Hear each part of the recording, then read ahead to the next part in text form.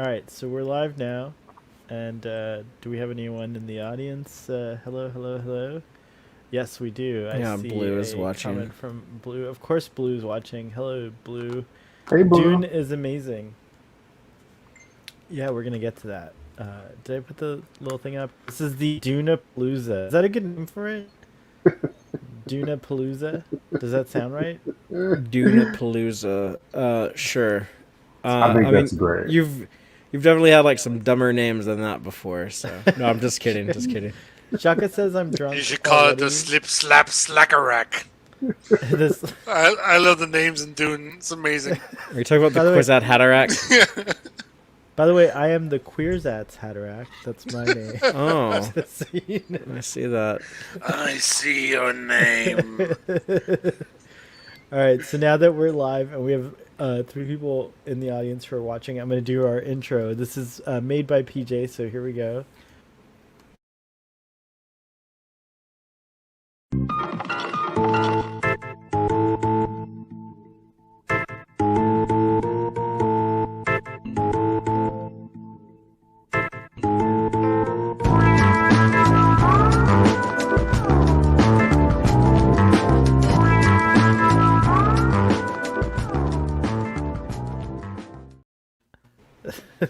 That last part's like legit porn music, right? Like, it's awesome.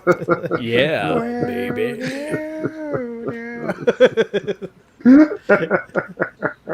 I don't know where PJ is. I think he is high on the spice melange and probably navigating through through the many corners of outer space.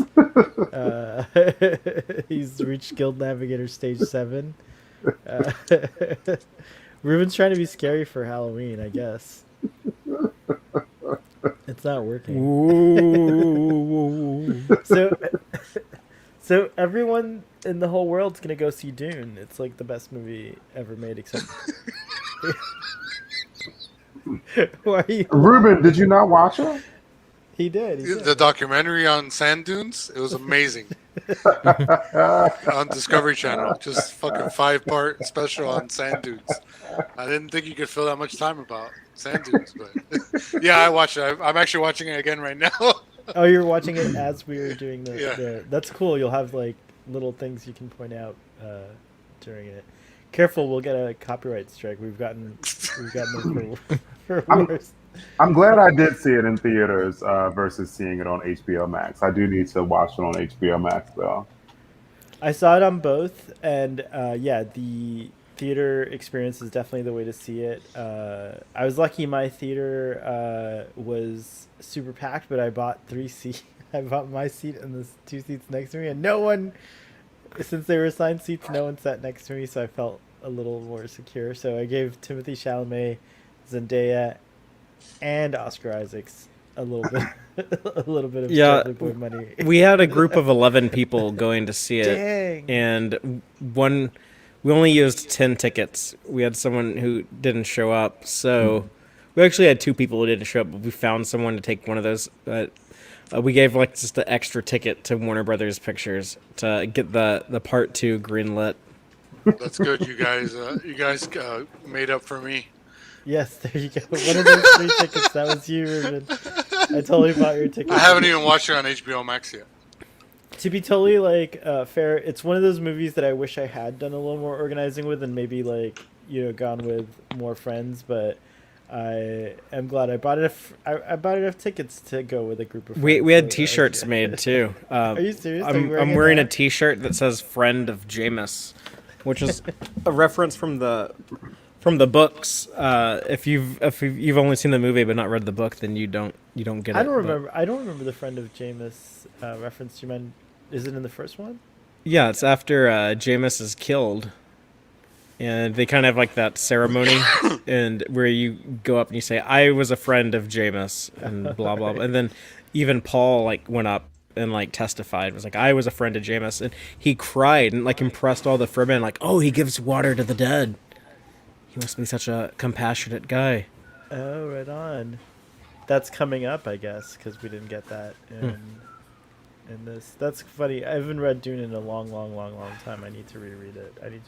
I'd like to listen to it. Actually, I'm really into audiobooks. Do you have a? Starfleet Boy, did you say that this was the movie that brought you back to the theater after the pandemic?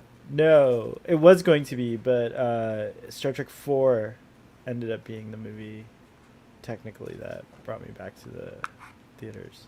Okay. But yeah, technically it's this one from like a new release. This is the first new release that I've seen in theaters. Which is I'm having. Dude, like my cat just went crazy. I just like knocked my headphones off. Okay. Braxton, you knew nothing about Dune and you went to go see it. So I totally wish that I had watched some videos beforehand and familiarized myself with the universe. Because I just found the movie to be really, really dense. It felt like, well, I mean, we were just kind of like dropped into the middle of like, all this action, and I didn't understand like, who the different like factions were, and why there was this violence. So I wish I had, did some research beforehand. Did you have a chance to do some research afterwards? Because you have like 3 Dune experts, one most expert up there, the Beast Fathery, instead of the Beast Ravan. I'm not an expert of Dune on the same level that I am on, say, something like Star Trek. That's an expert. But I do know a good bit. Blue is saying that we have an echo, and I can hear it. I wonder if it's me. Oh, someone. Hello? Is that Hello? Hello. La la la la la. Is the echo There's still a there? slight Is echo. the echo still there? Yeah. Are you doing that on purpose? You're doing it. Ruben is doing it. I'm using the voice. It's for real. Is the echo still there? My balls.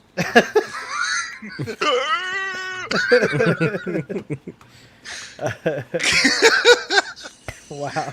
How dare you use the voice on me for that reason. So Braxton, God damn it! I just lost something that I was fidgeting with, and I wish I anyways. gotta pause this movie because it's hypnotic. It's something hypnotic about it. I'm serious. Janet. No, yeah, I've been married to my wife. I've been my wife for like 11 years now.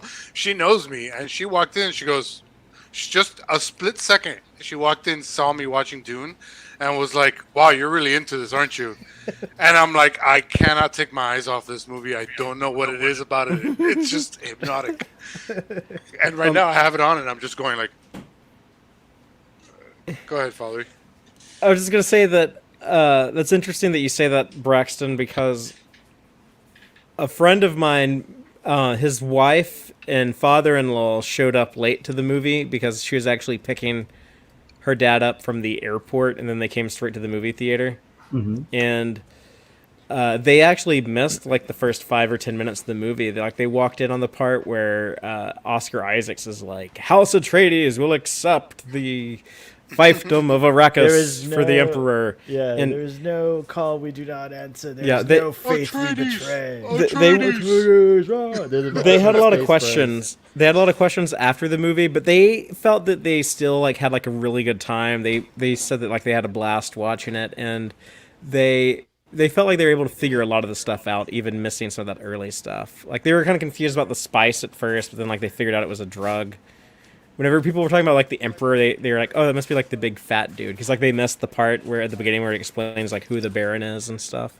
But I think there's still like a lot of information in that movie that is in the book that they omit in the movie. Like it doesn't like get into the different characters, like what their abilities and stuff are, like the mentats and stuff like that, which are like a big thing in the book, but not so much in the movie.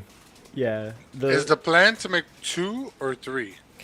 Well, Denny would like to make 3.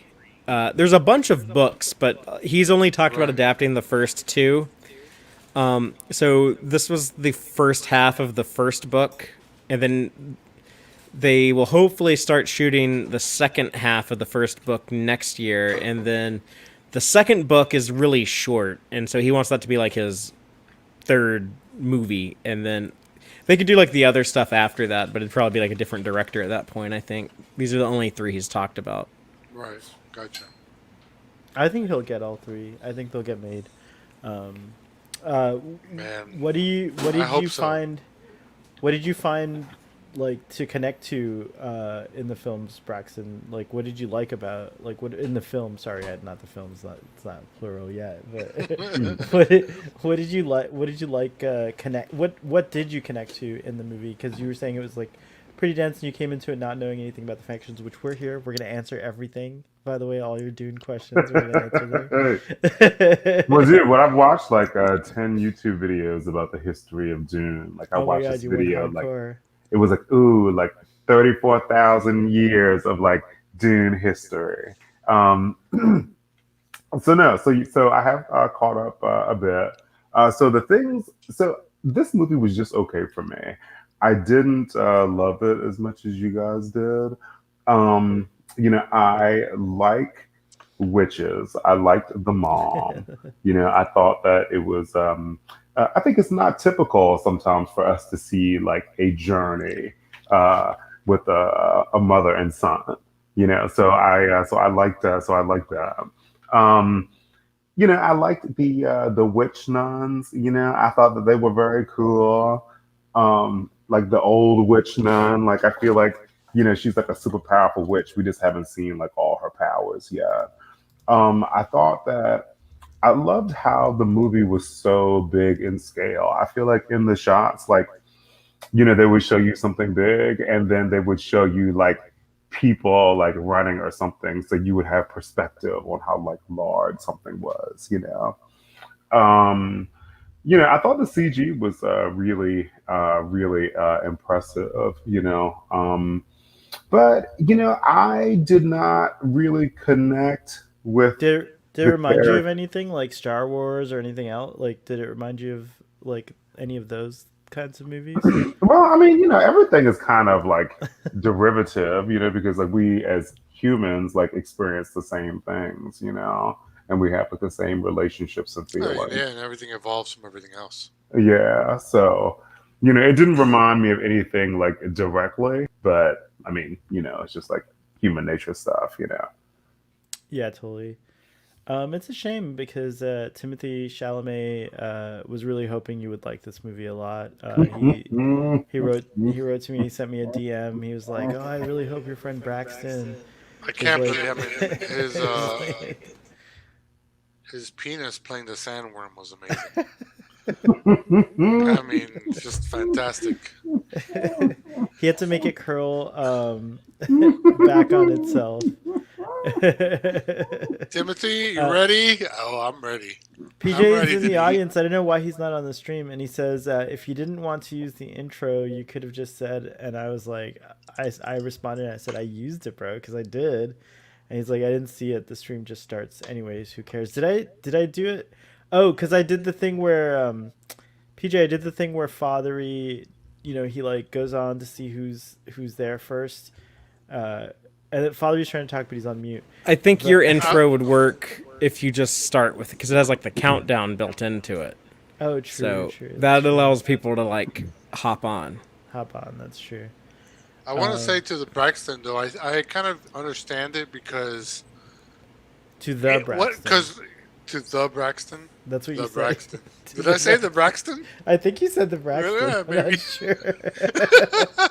I am Braxton, still you've been this fuck right now. upgraded to the The Braxton. I Braxton. will say that though, like when I was able to, because I was really into Dune because I know just enough of backstory about things that I didn't need them as much kind of in explanation.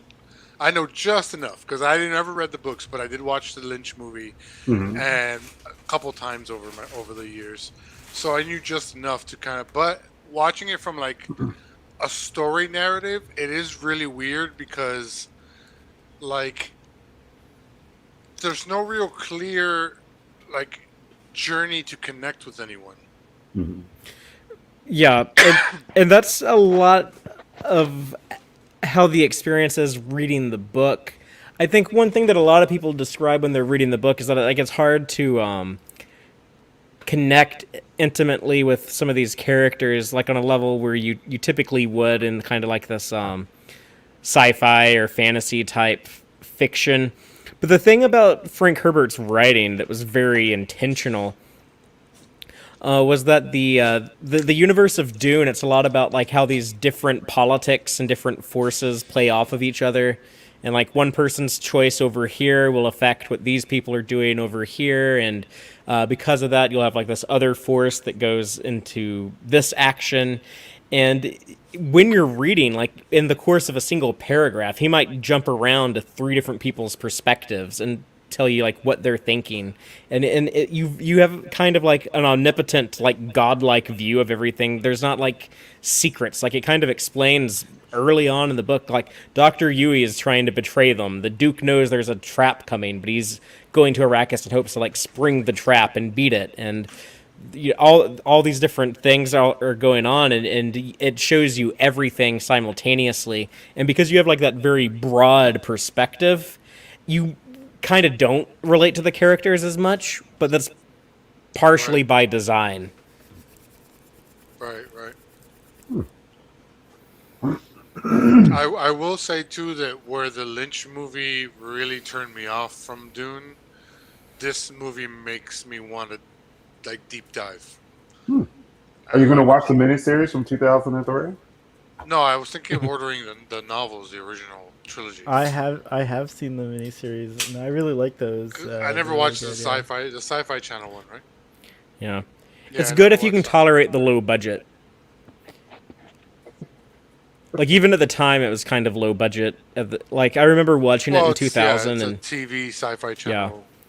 Dude, it wasn't good for 2003? the 2003 one is better. It was good.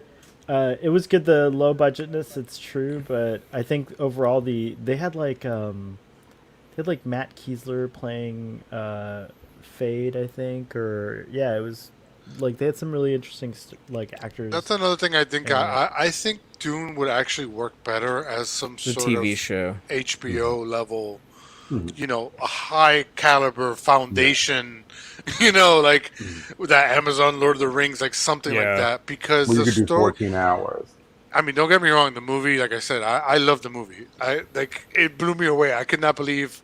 I thought I was going to turn it off because I'm not really into Dune, but I couldn't turn it off. Like I was so into it, and I was asking my cousin questions at certain points because he's a huge Dune nerd. He reads the books like every year and all that kind of shit. So I was like, "Hey, what's this about?" And he's like, "Oh, because in the books and this and that, he gets really into it." I'm just like, it would blow my mind. But I do think it would work fantastic as just an HBO, whatever, that level kind of Game of Thrones level. Yeah. I've been saying that for years. That was the first thing I thought when like the first season of Game of Thrones was out back in 2010 or 11 or whenever that was. That was one of the first things I thought was like, man, wouldn't it be cool if they did this with Dune? And even like this movie, it was a really enjoyable 2.5-hour cinematic experience. But I was thinking like, if this was like 5 hours long and broke down over I like wish it 5 kept going. episodes, is the echo back? Yeah, a little bit, but not too much. I don't know if I'm causing it or wait, it just went away. It think- went away. Yeah, Anyways. that's kind of interesting because I think that's where the Lynch movie ran into the real problem was there was no real, like, I'm going to make 3 movies back then. It was, I'm going to make Dune as much as I can in 3 hours Yeah. or less.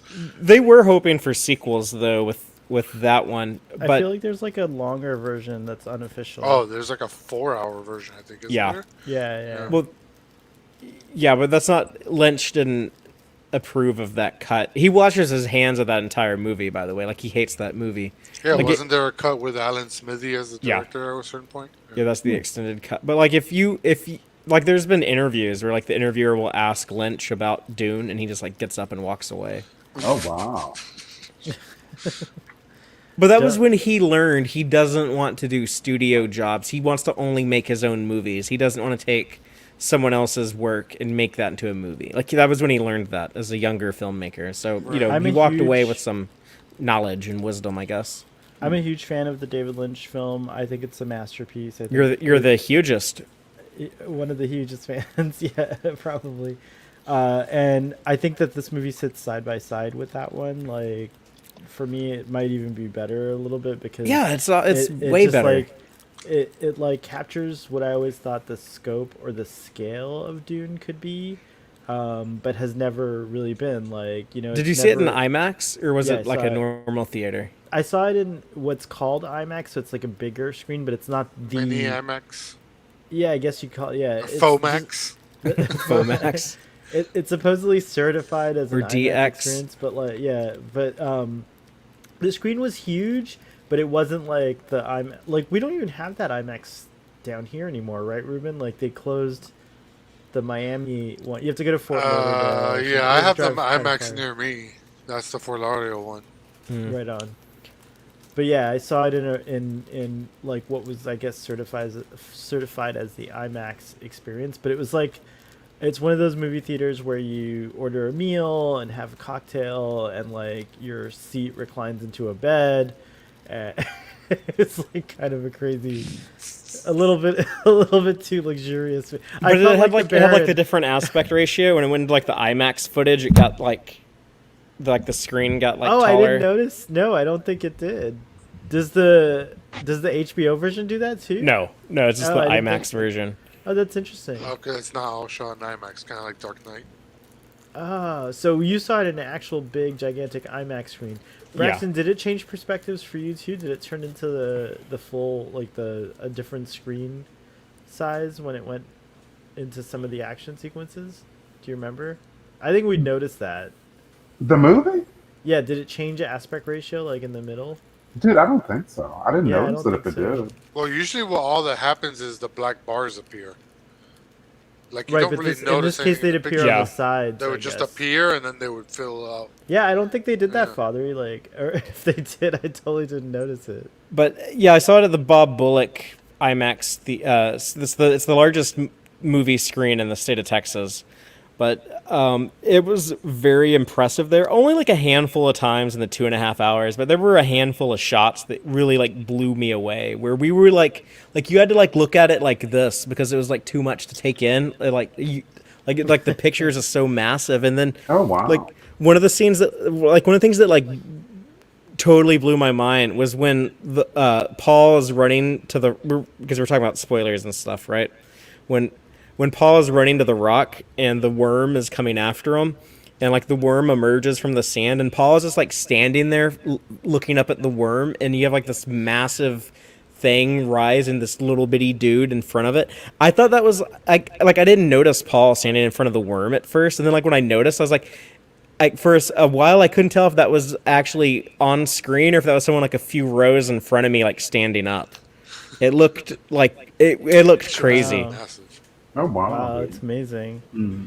Uh, They did a Bruce good says- job showing scale that way, Yeah. by like putting people in front of something that's like really, really big. Or like when the sand harvester or the spice harvester gets swallowed by the worm. Yeah. That was something that they showed me at the press junket the I scene went that to you a few saw, months yeah. ago. Yeah, and it was extremely impressive both times. And I've watched it on HBO Max since I came home last night, and it looks good on my TV, but it just there's no way to replicate that immersion you get from like you felt like the colossal worm was there, like he was about to like swallow up the theater, and like Yeah. those theater speakers and just like all like the sand like shooting up on the screen is just but as showy as Denis is in with his film style, and how like he's always have to have like these long shots and like everything has to be like very ceremonious. The music swells at every little thing,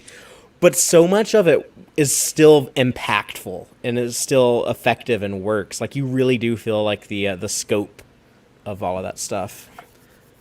Blue says Dune is weird because it just does kind of start in the end of a story. Yeah, I guess in a Well, way. it's similar to Star Wars. Yeah. A New Hope starts at the end of, the Empire taking over, basically. Like, Yeah, I guess in a way though, I feel like the prequel trilogy made A New Hope different in tone. Like, what's the prequel trilogy? I don't know what that is. oh Yeah. never mind. They haven't made a Star Wars movie since 1983, right? Yeah, as far as I know, that's what I. PJ says, I'm so glad I didn't read the book so I don't have to make these useless comparisons. A book is a book. A movie is a movie. They are different. No, I'm a big fan of both. I love making the comparisons. I can't read, so I they're- don't worry about it. They're both really great experiences. I do encourage people though, if you like this movie and you want to know what happens next, because this is only like half of that first story. I do encourage you to check out the book. You have like a good gateway opportunity to give the book a shot. Trekkie Dave says, but a cigar isn't just a cigar. Not always, but sometimes it is. Sometimes it is, yeah. That's Dune what a Messiah- cokehead said a worm one time. isn't just a worm. I loved, by the way, speaking of worms, I love that the guild navigators, who we don't see. But that's how the book is. You don't see the navigators yeah. in the first That book. was like We don't see them till Edric and Messiah. Oh, okay, wow. Okay, so then, but I do like that the ships look like worms in space. They have like a worm aesthetic. Yeah, they have the to mouth, them like the with the mouth, big like the. mouth and stuff like that. Oh, So I you think know that's what? kind of interesting. PJ's comment is making me think that in the video that I was watching about the Dune universe, it was saying that ultimately Paul ends up like killing like 62 billion people like in like his war, like. So I just thought that was interesting. Do you know that to be true, Father? Yeah, so it's Father, did you know Paul's a killer? it's kind of a Well, it's they a say there- they, like, it's a very nuke planets nuanced- and shit. like these visions he's seen. Like I don't know how spoilery we should get You for could go stuff. spoilers all the way. All But- the way. Spoil all the way. Well, even like beyond this movie. Yeah, you could spoil it. But like Paul has like all these visions of like the Fremen going on like this holy war and like The conquering jihad. other worlds and his they're not going to call it jihad in any of these movies, but They're not. I don't in the think book it's they- called the jihad. Right. Because there's just a lot of like Arabic words in the book. But yeah, so that's a thing that comes to happen, and the interesting thing about Dune is it is very subversive. A lot of the like hero's journey tropes, and it's not like the charismatic guy with like good intentions is going to be like the perfect hero in the end. It's like no, like things are like a little bit more complex. This So is long. very spooky lighting, huh? Spooky lighting. Ruined out of control. Dune is. Messiah is the third book? Dune Messiah is the second one. The second one. Oh, so that's the one. they'll Children is the third one. make. Third one. Okay, so we won't get to. Okay, I get it. Okay.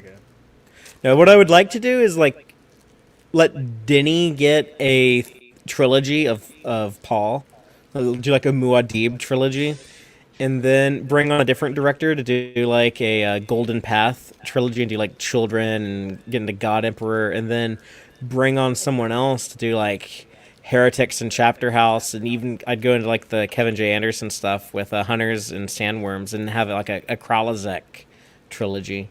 So that, like you could do like with 9 movies, you could do like a pretty cool epic saga. That's what I would like to see them. I have no idea if they'll keep doing it to make all of those, but I would love that if they could. It's a big story, dude. It is Yeah. a huge story. Was Dune Frank Herbert's answer to Foundation? It was kind of written in response to it. Response They're to they're kind Foundation. of similar settings. They're very different stories, but with similar settings. And I've never read the Foundation. I have the first Foundation book, I just haven't read it. I've read some of the Asimov robot stuff, which is all like the same universe, even though they're like completely unrelated. Asimov just one day decided, like, oh yeah, by the way, all my books take place in the same universe, just different Yeah, planets at different Foundation's times. like 12,000 years in the future, or some crazy Yeah. shit. So. But Well, Dune spans a long. Well, it's interesting because long period Foundation as well. always Yeah. talks about the robot wars too. yeah. which yeah, is- it was a big thing in Dune, because Dune is set 20,000 years in the future. Okay, but like 10,000 years from now, there's what's called the Butlerian Jihad, where there's basically like a war with the machines, the Machine Crusade, and then after that, they agree to ban artificial intelligence. And so in the Dune universe, which is another 10,000 years after that, but there's like no computers. any like, type of like computer calculation is done by people called the mentats. So there's the dudes in the movie like roll their eyes back, and they're like doing like calculations and stuff. They basically like train their brains to be like a computer. The little Yeah, line on their lips are chained because they drink this sappho juice that like stimulates their brain, makes their brain go fast. Like Packlets makes them go, and makes their brain go. That's spice based too, isn't it? It's not spice. It's not based on spice. It's a different it's not okay. drug. So like people like use like spice as a drug, and do they also power ships with spice too? They don't. They don't power the ships with it, but the navigators. So the ships. It makes faster and light travel possible. It makes it possible. Yeah, the ship has a Holtzman engine, is what it's called, because basically there's like this really nice dude in the Dune universe at one point called Holtzman, who conveniently for Frank Herbert invented all the technology like shields and laser guns and the Holtzman engine. But basically, like that can fold space.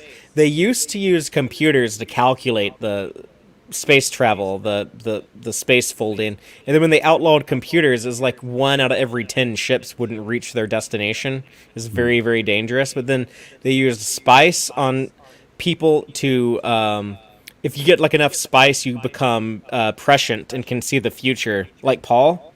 And so they would get these people who can like see into the future to be the navigators, and so they're the ones driving the ship. But the navigators, they have to live in a tank full of orange spice gas. If they stop getting it, they'll just have withdrawals and die. So no one has ever like actually looked at one of the navigators and have seen what they look like, but they're kind of mutated. They no longer look that human. They're gamers. They're basically gamers that don't have a Twitch channel. You see some guildsmen. I think I'm triggered. You see some guildsmen in the new movie, but they're wearing, when they arrive on Caladan at the beginning, when Duke Leto accepts the with the fight gigantic dome. Yeah, those guys are like the rugs with the big dome that's full of like orange gas. So those dudes are basically like walking around like they're just like vaping this drug constantly, like they have to have it or else they'll die. Yeah, and it like enhances their brain so they can see into like the future of the universe and fold space with the Holtzman engine. Ruben's doing here. So your godlike echo is interesting. You're a mentat. That's exactly. No, you're a guildsman. A guildsman. I like that. We don't have an IMAX in our town in Iceland. Sorry about that, Blue.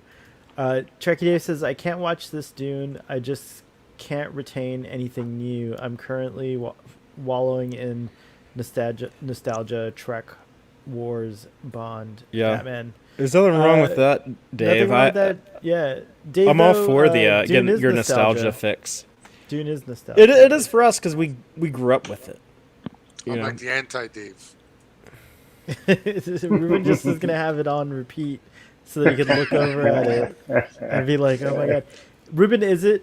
I'm gonna take a guess here. It's Timothée Chalamet that's so compelling to you. You can't take your eyes off. He is quite easy on the eyes, I will say. And Zendaya doesn't hurt either. And then knowing that they're gonna, I'm like, whoa. Yeah.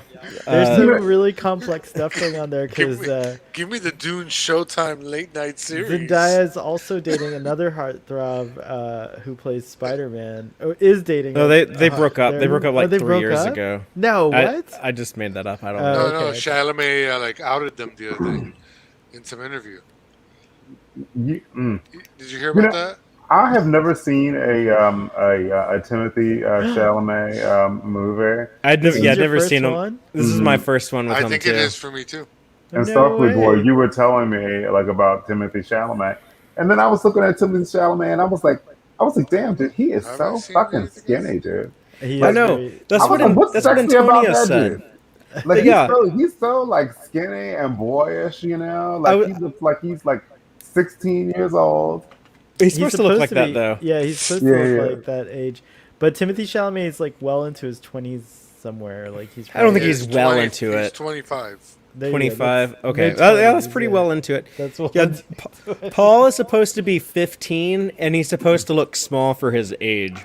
So yeah, I But think they nailed it with that. so in the book, when Paul and Jameis the Fremen have their knife duel at the end, in the book, like they take off their steel suits because those are like too valuable. They don't want to like damage those in a fight, and like they fight in their underwear.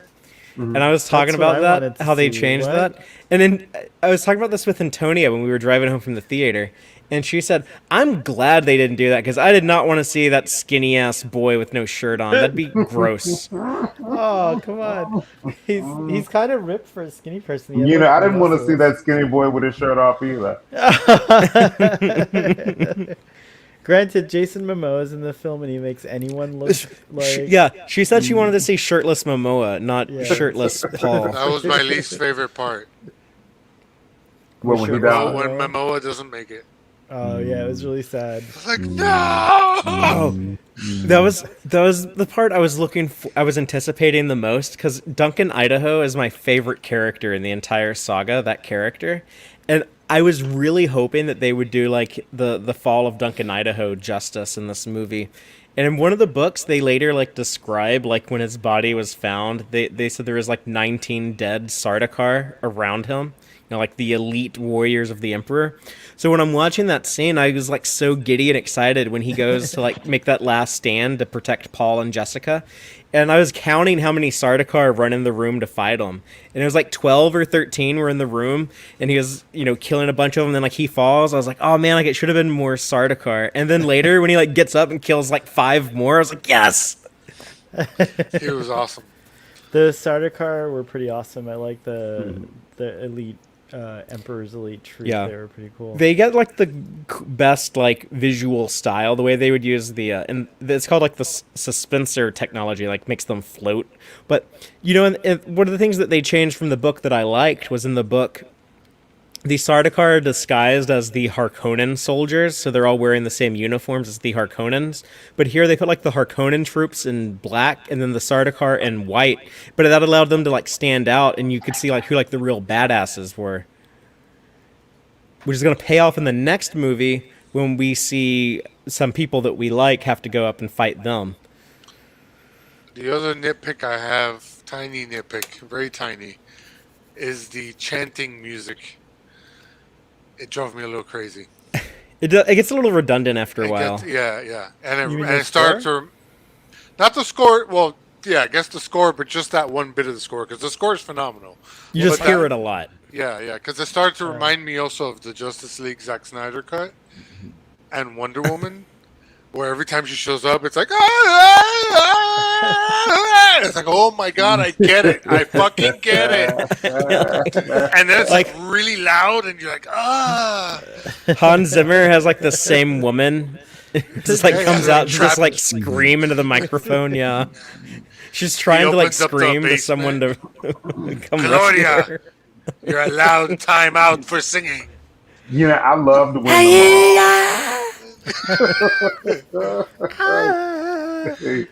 You know, guys I'm make thinking, it show for a second. I'll be back. I'm thinking of the scene, like they were like leaving somewhere, and it was like super duper windy, and like, you know, the Duke's concubine, like she was like wearing this like really flowy thing that was like blowing all around, and I feel like I'm like hearing the music that you're talking about, like during that scene, you know. And I thought it was really cool. What were we gonna say? What did you say? The chains that she was wearing on her Oh, face, that shit was like, cool. I thought that was cool as fuck, dude. Like you saw like the fabric like blowing against the face, and then like the chains were under there, dude. Like it was really, yeah, that was cool. Yeah, a lot of cool visuals. I will say it's a little funny. I wish they would have. There's kind of a weird little detail because they're on Dune. It's sandy as fuck. It's blowing all the time. Not one drop of sand is on anyone's clothing. I'm like, I know they have the shield and all that, but like, come on. They also never look sweaty. Like they never look that hot. Right, considering Maybe they're, because like, it's so 2 hot. hours you die or whatever.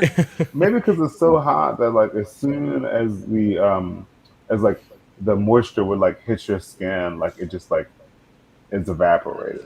Yeah, it was probably like really dry heat. So Yeah. Because it looks hot as shit out there, dude. I feel like it looks like 130 during the day, dude. Oh yeah, at Where did they least. film? Do you know? Um, part of me wants to say Jordan, but now I'm second guessing myself after I said that. Yeah, I'll look it up. But they did go and shoot on some real locations. One of the things I thought was clever was Zendaya was in the movie more than you would think. Yeah. She'd be for someone who like kind of just comes in at the very end. They found ways to like kind of include her a lot with opening on her, and then the way they used her in like Paul's dream. So, though that was like a smart idea to like tee her up for a bigger role in the next movie. Yeah, someone was saying like, "Oh, Zendaya was like barely in the movie," and then I saw the movie and I was like, "Dude, like she was in the movie a whole lot, even though like we didn't meet her like until the very end." But you're right, she had a lot of scenes. She was like turning back, you Yeah, know. you knew she was like vital to the story and felt it from the start. Yeah. You know, And she'll so have they more to shot do in in- the next one. they shot in Hungary, Jordan, Norway, United Arab Emirates. They shot a That's lot of cool. places. You know, I feel like is Zendaya's character, is she gonna have the opportunity to become like the Duke's concubine and can wear chains on her face too? Yeah, maybe she'll have that outfit in the next movie. By the way, like Zendaya, like when I saw her in Spider-Man, that first Spider-Man she was in, like 2017 or whatever, I thought like all the kids in that movie, like they all look like kids, they all look like high school kids. But like I see her like now, like in some of like the promotional stuff they were doing, like the premieres in Europe and stuff for this movie, and she looks really good and really grown up nowadays. I had to reevaluate my assessment of Zendaya. You know, I think Zendaya is such a beautiful young woman. Yeah, Man, I think she's really, she's really hot. beautiful. Is she tall, or is Let's find out. Tom, what's his name, just like really short? Yeah, because when like she has like heels on, she's like a little bit taller than him. Zendaya is But I feel like she's probably 5'10". short. She's tall. Oh, she's tall. Okay. Oh, yeah. I'm 5'10". Yeah, But I'm you know, five she foot looks 10. like a model, like tall, real Yeah. skinny. Like, yeah, And Yeah. then I see Tom Holland. Tom Holland's like 5'5" or 5'6". No, I think he's 5'10". He's the same height as her. Really? I thought He Tom Holland was is short. 5'7". Okay, so he's 5'7", so he's a little shorter. Yeah. You know what I was thinking of? Spider-Man in the comic books is 5'10". That's like his official height in like the Marvel handbook.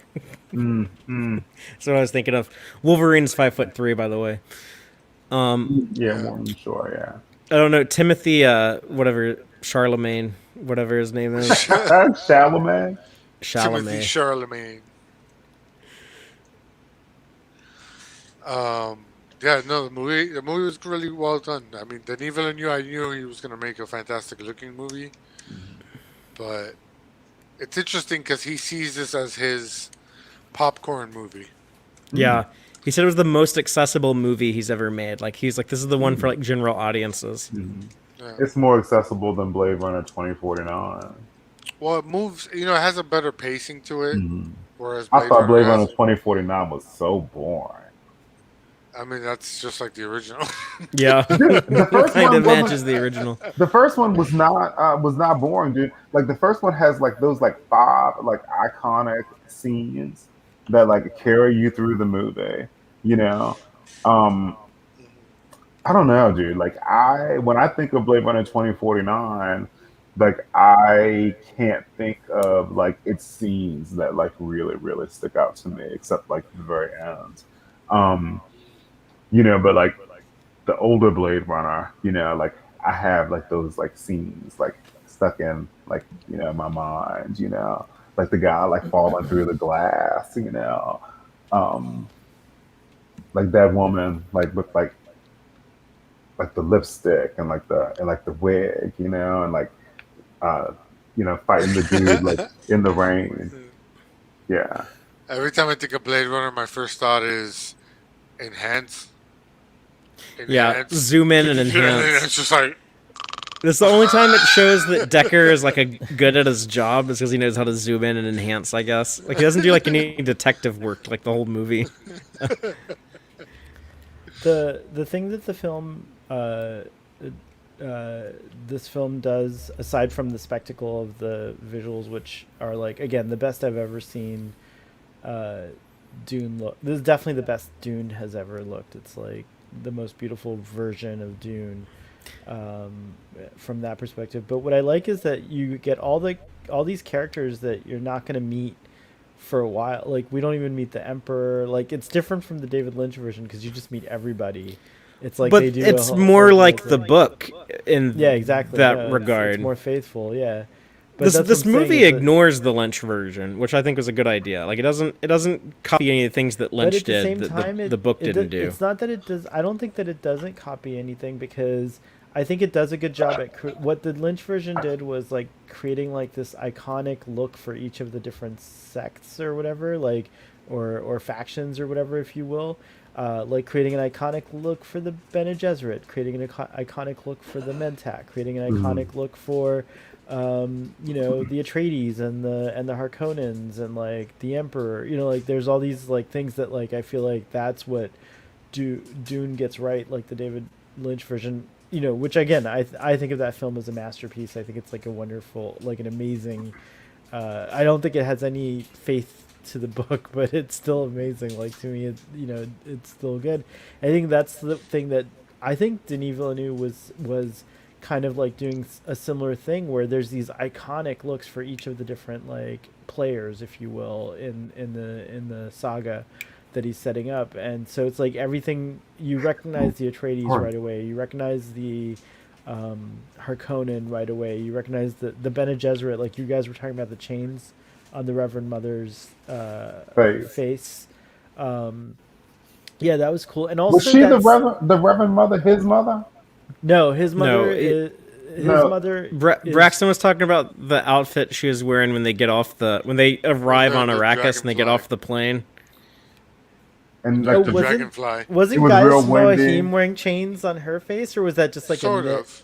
It was Like like a I thought- mesh type of thing. There's like a a net, yeah. a net. Oh, so wait, I don't remember the outfit that Lady Jessica. When they're in the dragonfly flying for the first time over Dune.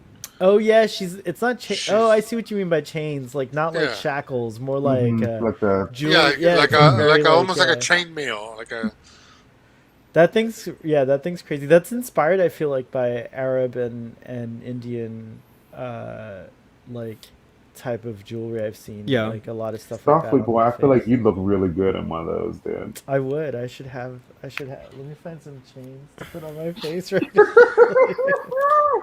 But no. So the Reverend Mother is not Paul's mother, not yet. Who knows what'll happen in the future? But Gaius Moahim, I think is her name. Mohiam, I think is how you say it.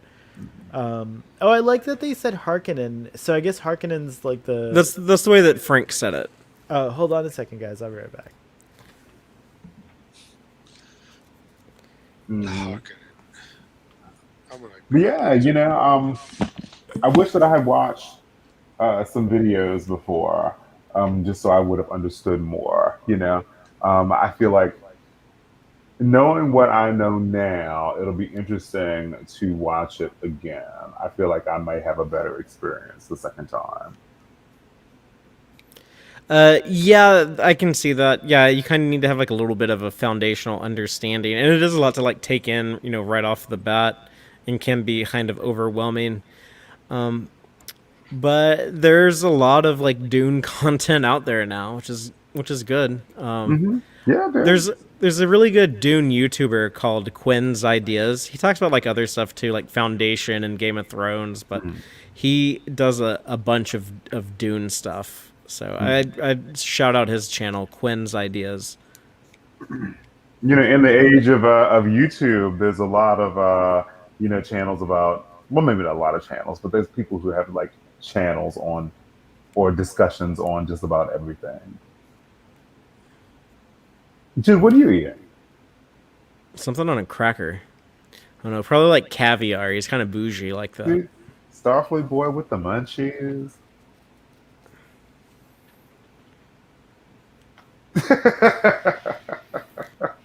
He got embarrassed and turned off his camera.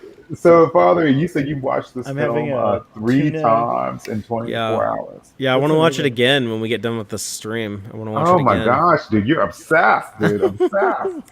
I was waiting on this movie for so long. Hmm. You know, for a long time, we thought it was going to come out in December of last year. And then when they showed the trailer, in like, I don't know, I think it was in like October of last year, they're like, oh, by the way, like the movie's not coming out for a year. Did they shoot this movie in 2019? Yeah. Yeah. Like I was watching like some of the behind the scenes footage, and Jason Momoa was talking about how like, oh yeah, like last night I just watched like the Game of Thrones finale. So it was back like that long ago when they shot this, and it just now came out here. Mm. Mm. Mm. Well, dude, like I mean, you look at the film and it's so much CG, dude.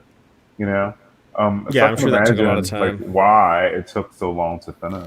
Well, they also like delayed it because of COVID. They wanted to have Yeah. like they wanted to have like a big box office showing before they greenlit the sequel, and then they kind of undercut that with the same day HBO release. However, it Yeah. did so well overseas, and I thought it was smart that they released it in most international markets before it came out here, before it hit HBO Max, because it's already made over Mm. 100 million in like Oh, right on. Europe, in the Middle East, in Russia. How much did it cost to make the film? 150. 150. Oh, so it's broken even basically But almost. movies Yeah, need to well, make 3.5 times gross to be successful, to be considered like a successful yeah, film. that's So exactly right. they need to make like $600 million. But I think standards are going to be like a little laxed because of not just COVID, but the same day streaming, and hopefully it has like a good showing on streaming. Of course, like HBO won't share those numbers, but they are planning on doing a HBO Max spin-off series about the Bene Gesserit Sisterhood of Dune. Oh, Oh, the dude, that's so witches. good, dude. That's Oh, I who want to see Bacton that so wants. That's what bad, dude. he wants. Yeah. A badass witch Yeah, so using the voice. How they're dare gonna you use the voice on me, Dude, I'm gonna they're be fucking wearing face chains. they're gonna fast track that if the streaming numbers are good, and I think that they're probably going to end up greenlighting the second movie pretty soon. 'Cause Ruben's gonna make sure Denny's been that in a it's good on- mood. Ruben's gonna make sure it's on a repeat for like the next 20 days or however long it's on HBO for. So those streaming numbers will be good. He'll be like, oh my god, It's only on HBO for a limited time. I think it's 30 only days. available for 30 days, and then it'll come back eventually. But Yeah, then that's it'll when leave the- for a couple of months, then it'll be back.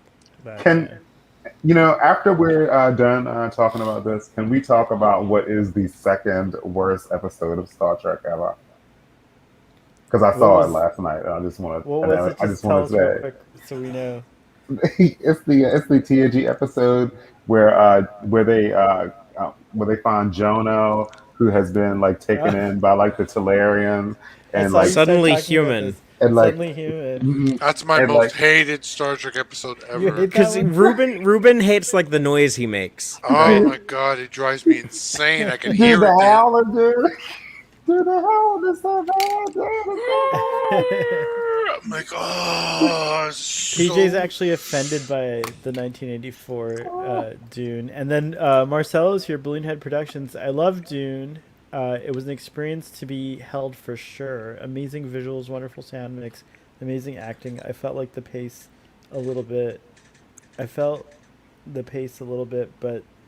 that was minor. Yeah, the pacing's an interesting thing because I thought it was actually pretty fast paced. Like they're on Yeah, I didn't know it was Caladan. like 3 hours, like at all, or 2.5 hours. Yeah. They're on Caladan for a while, and then right after you get used to that, then they're off to Arrakis, and they kind of do like the introduction of Arrakis, and then right when you're kind of used to that, then they do like the Harkonnen attack. I loved how unceremonious the travel was, though, by the way, from we just got like a shot of them on Caladan getting ready to leave, and then all of a sudden the next thing is just like showing that they've arrived at Iraq. It was like very quick. It Yeah. was just like, that's it, which is kind of like how I imagine it would be. I think the reason why the pacing might seem off to some people is because we have like the big climactic event of this movie is the Harkonnen attack, And then after you have like that big rising action, it does slow down at for the remainder of the movie. But when you have both parts and you can watch them back to back, it'll balance out. That Our was too text much. I don't understand why it was such a brutal attack. Oh, because they wanted, the whole thing was a trap. So like, basically, the House Atreides is like Got an up and Betrayed. well, how yeah, but they're up and coming. They're like, they finally have like a big voice. They're like making a lot of friends. And The Duke so is really popular. The He's Duke got is really, he's really got a popular, badass yeah. army. They're incredibly well trained. They're as good as the Emperor's like death soldiers, the Sardaukar. Obviously, they're not because it was so Yeah, easily defeated. not quite as Shoot, I good, said but they're almost as good. Like Okay. Um, Well, they were zero also resistance. Like They were zero ambushed. resistance. They were ambushed though. They didn't have a chance. they were They were all ambushed. sleeping. They were all sleeping. Like It was they got attacked and they didn't even think like, oh, why don't we go ahead and get some guns and put on some helmets and some suits? Why don't we just go ahead and run out onto the battlefield and fight dudes? that's like what they were doing. with What about like that was so Thanos? that was like ridiculous, dude. It's like, Well, they come don't on, really dude. use guns because of the shields. yeah, the shields Right. will stop anything that moves too fast. Everybody has those shields on them, so that's why they use the swords. Mm. But they still should have put on some helmets. and That some was suits, something dude. I asked my cousin about. Yeah, Like, because I feel the dudes that they were fighting were wearing helmets and suits, dude. Like, helmets and They suits were. are just like a plus. They were. Everyone has helmets and suits, but they didn't have a chance. They were sleeping. It was like the middle of the night. They were all like, Dude, people in the army, dude, can get ready in fucking 90 seconds. They can put on their fucking clothes. They can put on their fucking boots. They can get their guns in like 90 seconds, literally.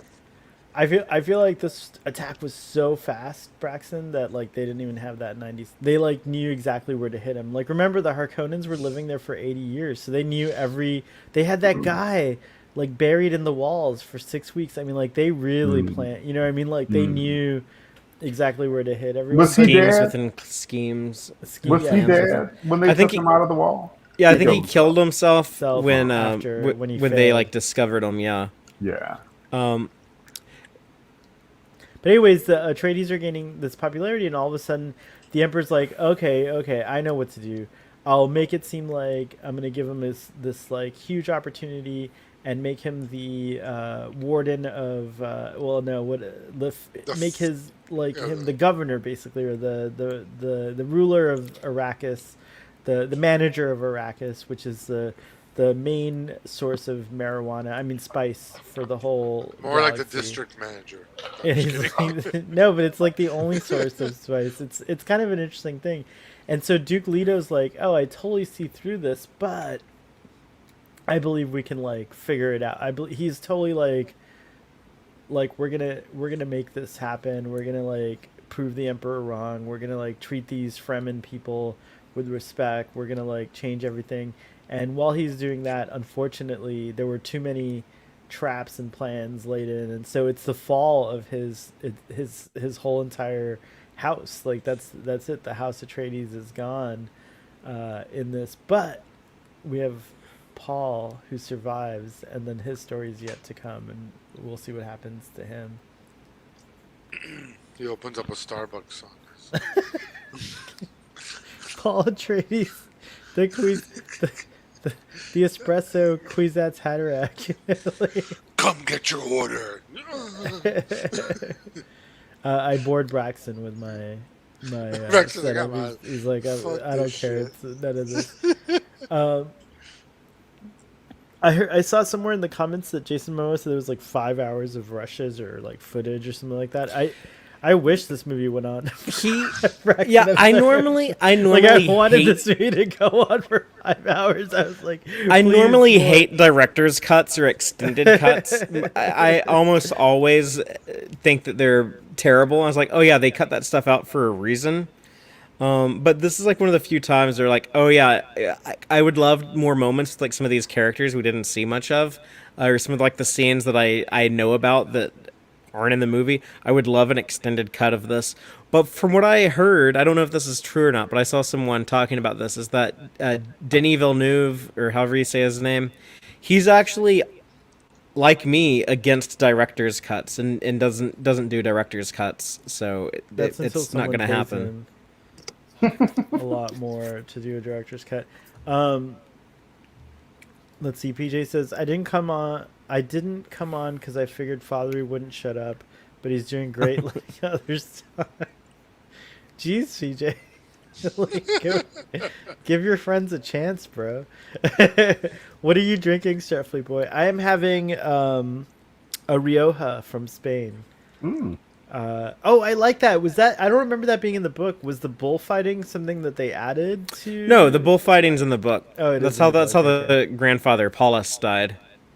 That's cool. It brought in bullfight. like I like the production design. I thought it was interesting that the Atreides Caladan had like a Japanese influence to it with all the bonsais and the Did it? circular windows. It looked like Europe to me. It looked like Norway. Well, I mean, like shot at Norway. It kind of made me think of Ireland, like the cliffs by the ocean. Yes, but Japan has a lot of features like that too. That's And I true. feel Yeah, like Japan's an island nation.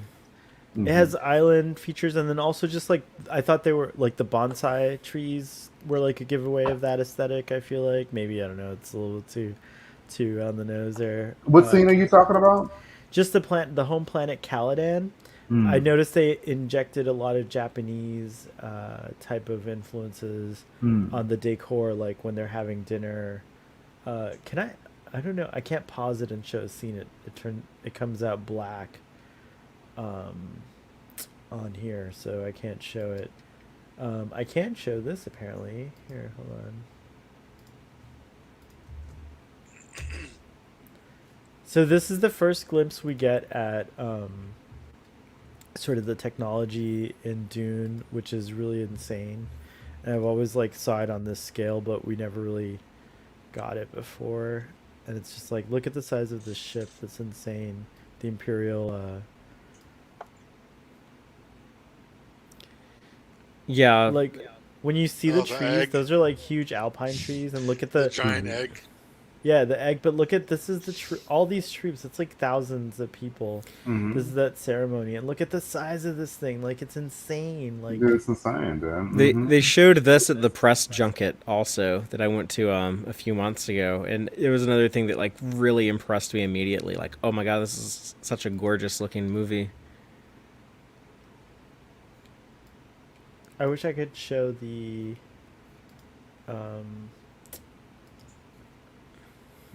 like the dinner table. Let me see if anything's online yet.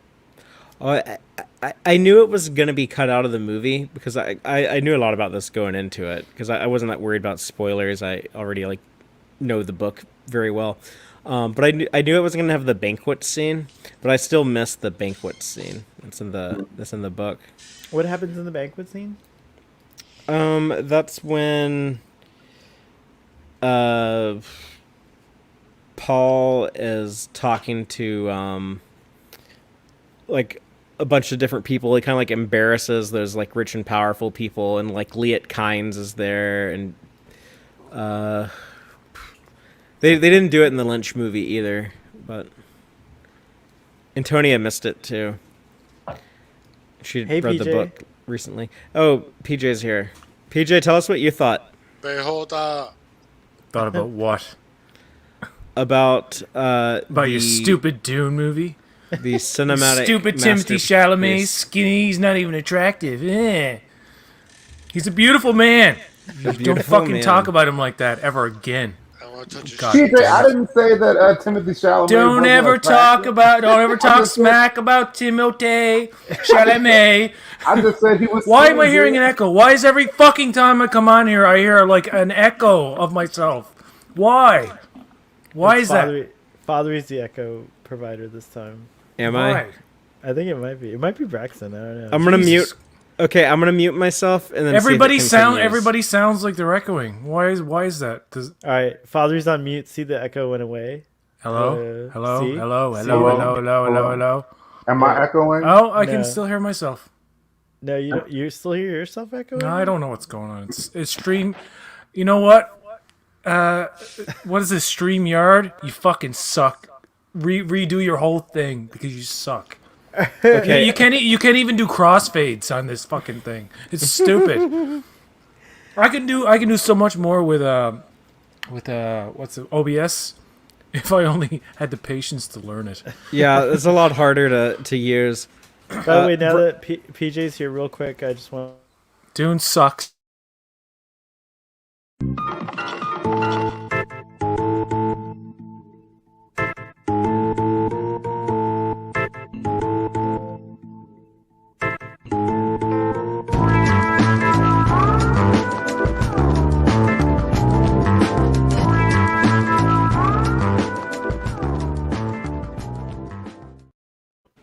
And we lost PJ because of that. Oh, well, we got to see him for a little bit. For 2 seconds, we got to see it. What did you guys think of Daddy Oscar Isaacs? Dude, Oscar Isaac was really good, and he looks amazing. I thought the same thing that like Liet Kynes thinks in the book when they're in the Ornithopter when because in the book he's a man, in the movie they got a woman to play him, but when he says to himself, "I like this Duke. I like this Duke. He's the best Leto Atreides." But I kind of feel like everyone in this movie is like the best version of like these characters, though, if you compare it to the previous people who've played these roles. Who played Leto in David Lynch Lynch's? Who was it? I don't know. He did a good job. He was a fine Duke Leto, but he didn't have the same like it wasn't like as sad when he died as it was when Jurgen Prochnow played. Oh no way! I didn't realize. Patrick That's Stewart right. was in Old School Dune. He was. he was David Lynch Gurney one. Halleck. I think Josh Brolin was probably a much better choice for Gurney than How did I Patrick forget? Stewart. How did Brolin I forget was awesome. Jurgen was. Prochnow played Duke Leto. Jurgen was a really good Duke Leto. Atreides. Here he is. Hold on. Let me see if I can do this. Hopefully, poor PJ will come back. This is Duke Leto in David Lynch's version. It looks so crazy, man. And then there was let's see, who was it? John Hurt? John Hurd was the... Yeah, John Hurt. Right. He's Thaddeus Ross in the Marvel movies.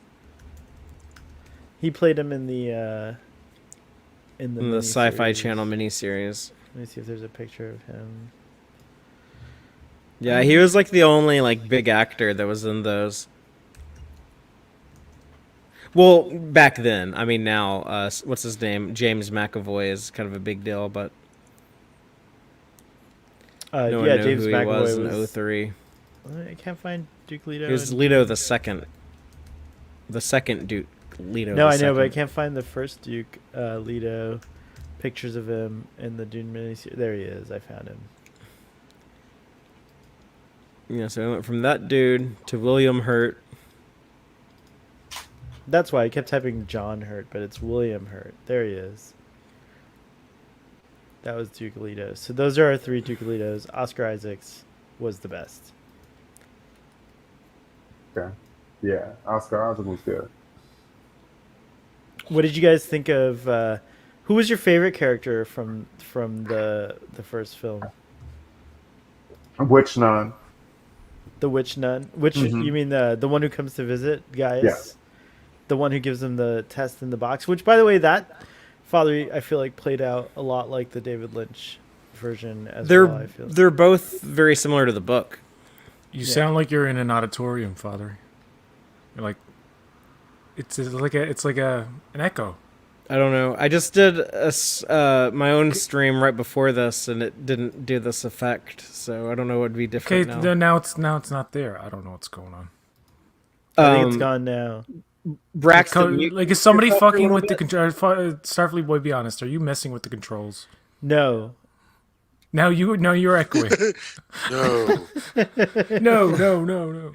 Anyway, Dude, is it me? it's so weird. I don't You'll know. know. Can you mute yourself for a little bit, and we'll see if it continues or not. Okay, so Braxton's muted. Is there still an echo? You're Yeah, not echoing. I just heard it though. Oh I my don't know where gosh. that echo's coming from. You guys make it show for a second. I'll be back. It's So it's not Braxton. And then I muted. It happening? kept happening, so it's not me. I thought when this happened before, Starfleet Boy did something, and then like it was just fixed. Me, is it me? Is someone's microphone too close to their speaker? I Okay, Ruben muted himself. What about now? Is there an echo now? Echo, echo, blah, blah, blah. There's no echo from you. Blah, blah, Is there any blah. echo from me? There's no echo from you, buddy. don't hear any echo from either of you guys. There's no echo from Brad. I think we found the culprit. I should not have complained. I regret ever bringing it up now. Like, I really do. Like, what have we become? We're just talking about echoes for 5 minutes. It's the Baron. It's the Baron Martian.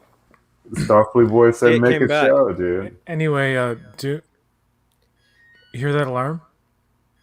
Yeah. That's the timer for the shrooms. Meaning they're supposed to kick in right now.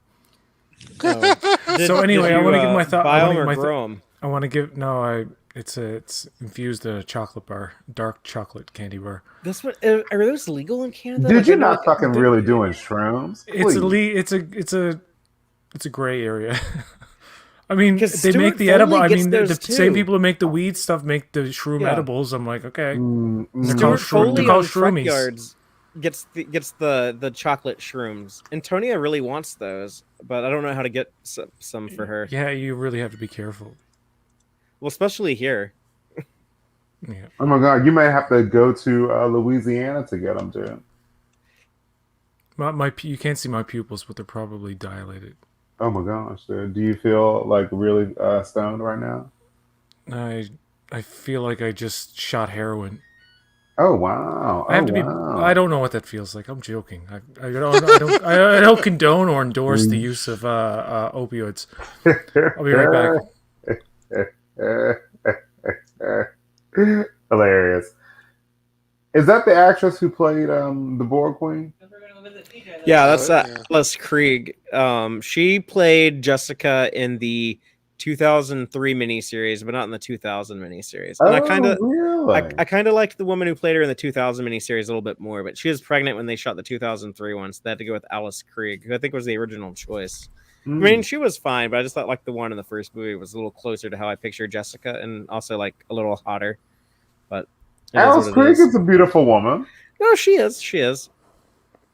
Can I just say, when I said Dune sucks earlier, I meant David Lynch's version. I don't know how anybody can like that movie, but I respect them if they do. Yeah. Because you're seeing something I fucking clearly can't. Even David Lynch hates, like, it's his most hated thing, and I'm like totally on board.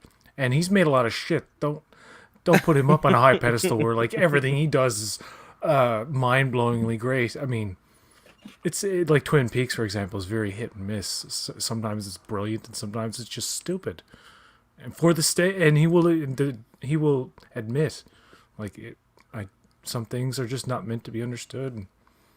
And I think with Dune, it was too ambitious for the time. I watched half of it, the latter half, because I watched the 2021 version, and it ends with him going with the Fremen. Mm-hmm. And I kind of picked up in the Lynch version, like at that point, just to see. And I was trying to think, what would Denis do differently? Because I don't know the book for the reference, right? So Right. I know that he becomes a great leader, and he fucks up big time, but he's still trying to save everybody. Like, he doesn't turn into 60 billion people died during the wars that he starts.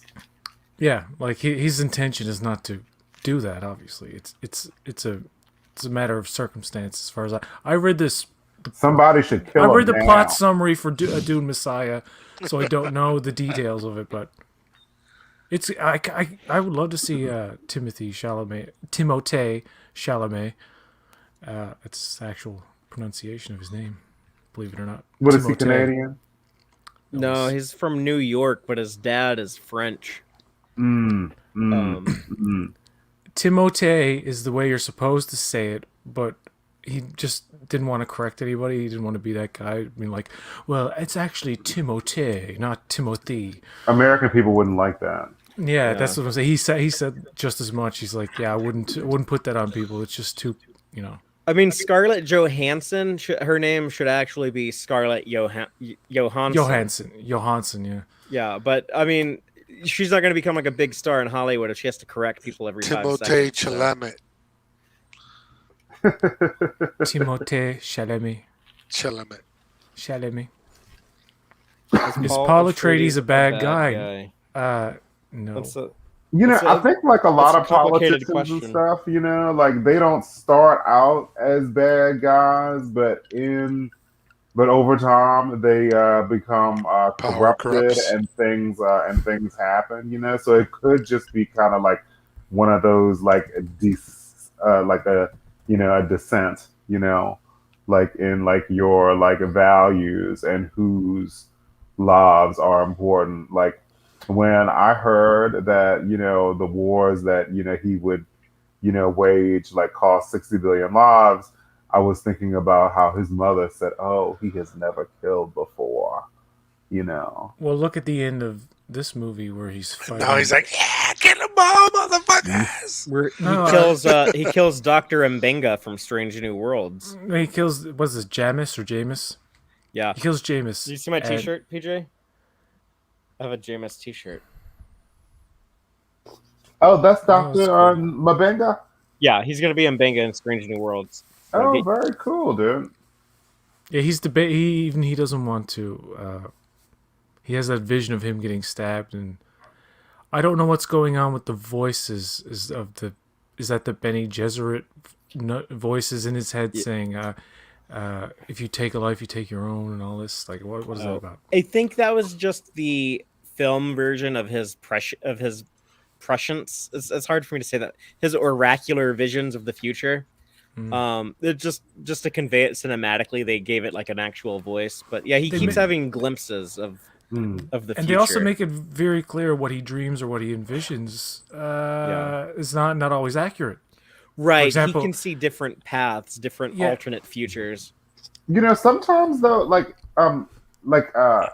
some of the things that were whispered, like you said, like I was thinking that maybe it was his mother. Like I was remembering like when his hand was in that box and she was like outside the doors and she was praying, like I was feeling like he could hear her even like through the door, like he could hear her, like even now, like my mother's voice is in my head. Like sometimes like I'll be like thinking something and I'll think of something that like my mother would say or has said, like I was thinking that maybe like that female voice that whisper that we would hear, that maybe like it was his mother's voice, And what is with that scene when they get away from the worm and they have to change? They're getting close to the Fremen area or whatever, and then they have to change. And she like looks at him while he's taking his shirt off in like an awkward way. At first, I thought, oh, did he have something like a scar on his back or something? I'm like, no, she's like, She said, "Oh, that What is boy that? is so skinny." is there seeds of like attraction between the mother No, and the son? he's not gonna bang his mom. That's No, I'm gonna not saying happen. they're gonna bang, but do they allude to that in any way? No, they both find other people to hook up with. Oh, well, that's weird because why? Yeah, it was a weird look. I was like, huh, why is she looking at him like that for? Like maybe like I But don't know. it's It was just an maybe awkward it's just look. the kind of subtlety that's just like I don't know, I'm reading too much into. Like it was just uncomfortable to change in front of your child type of thing. Yeah, I think that's all that was meant to Mhm. indicate. And by the way, Jason fucking Momoa, oh my god, he's so good Yeah. as Duncan Idaho. Mm-hmm. See, I've been vaguely aware of Dune and the story and the characters and shit. Couldn't give a fuck about any of these people before, and then I saw the movie. I'm like, it's so well cast. You got Javier Bardem, and Oh, you have I forget the name of the British actress who plays the Benny Gesserit sister who puts his hand in the box.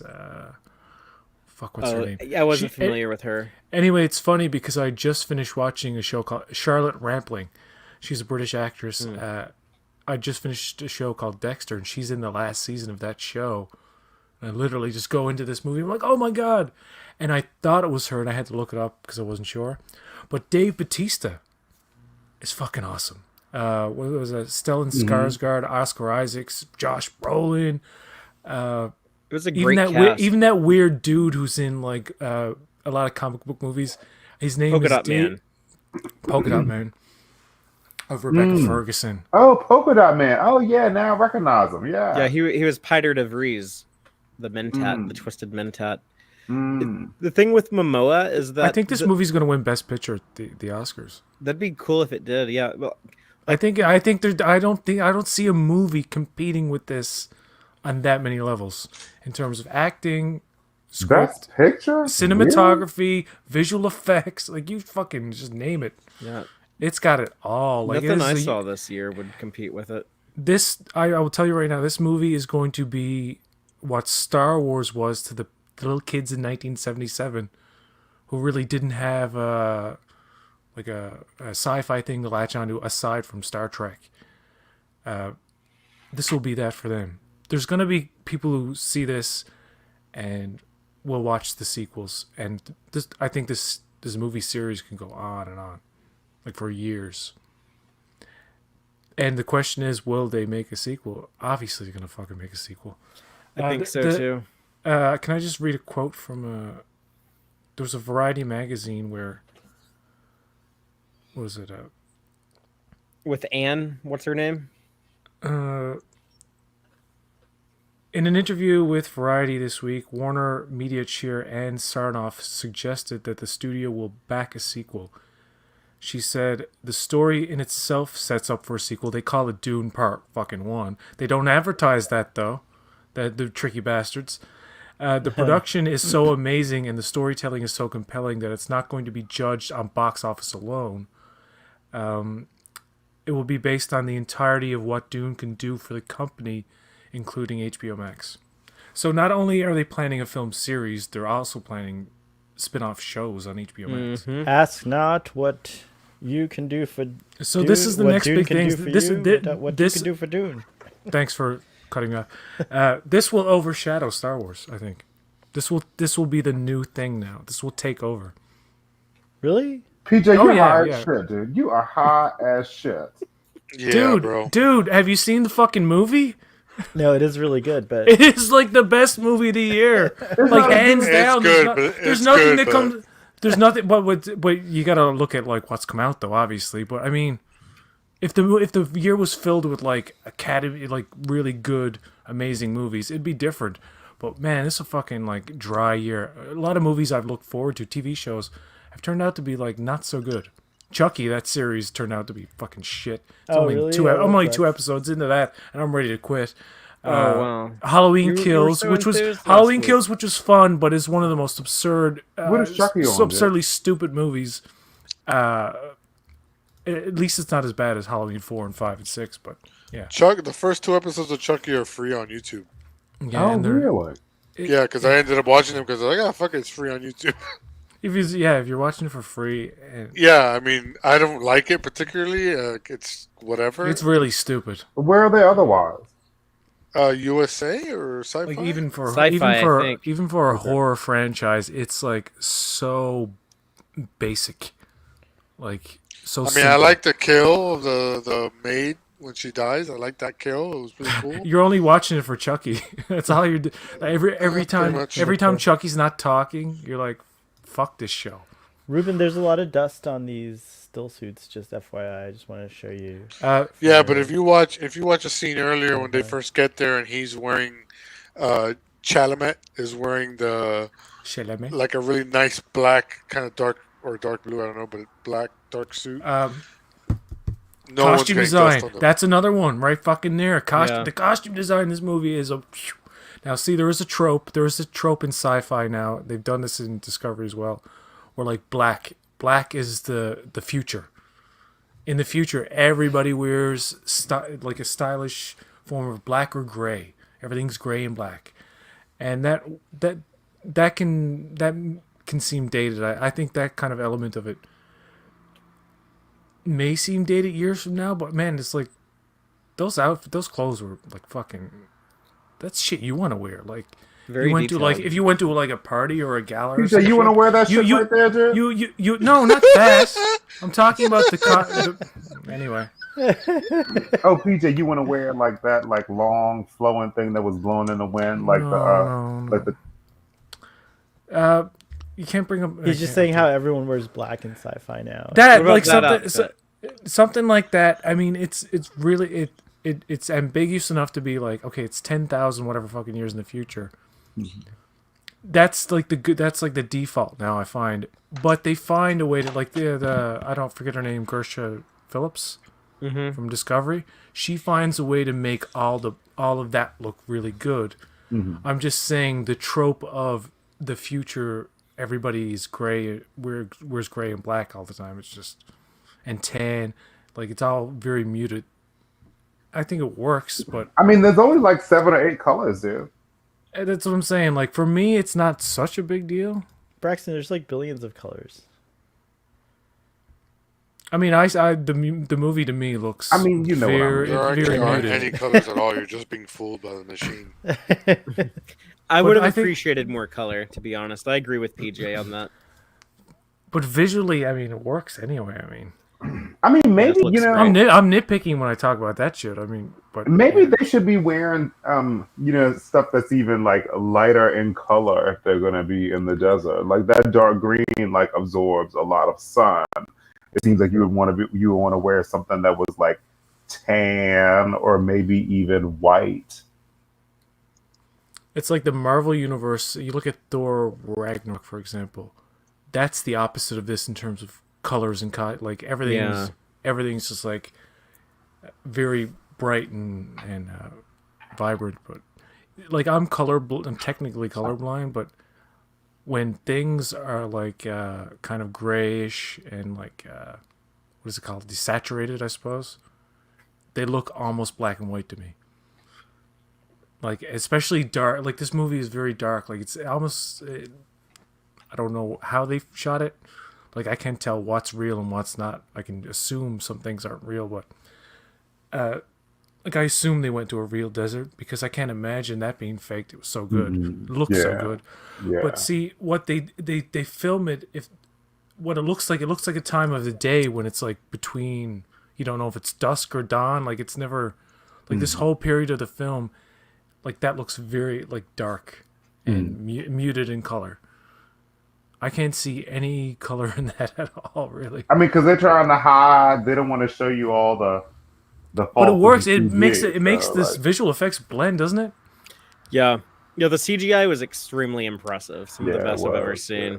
I just Our think friend- overall there's a style to the movie, and some people have complained it is a little more style over substance. Like something like I don't understand half of what goes on in the movie.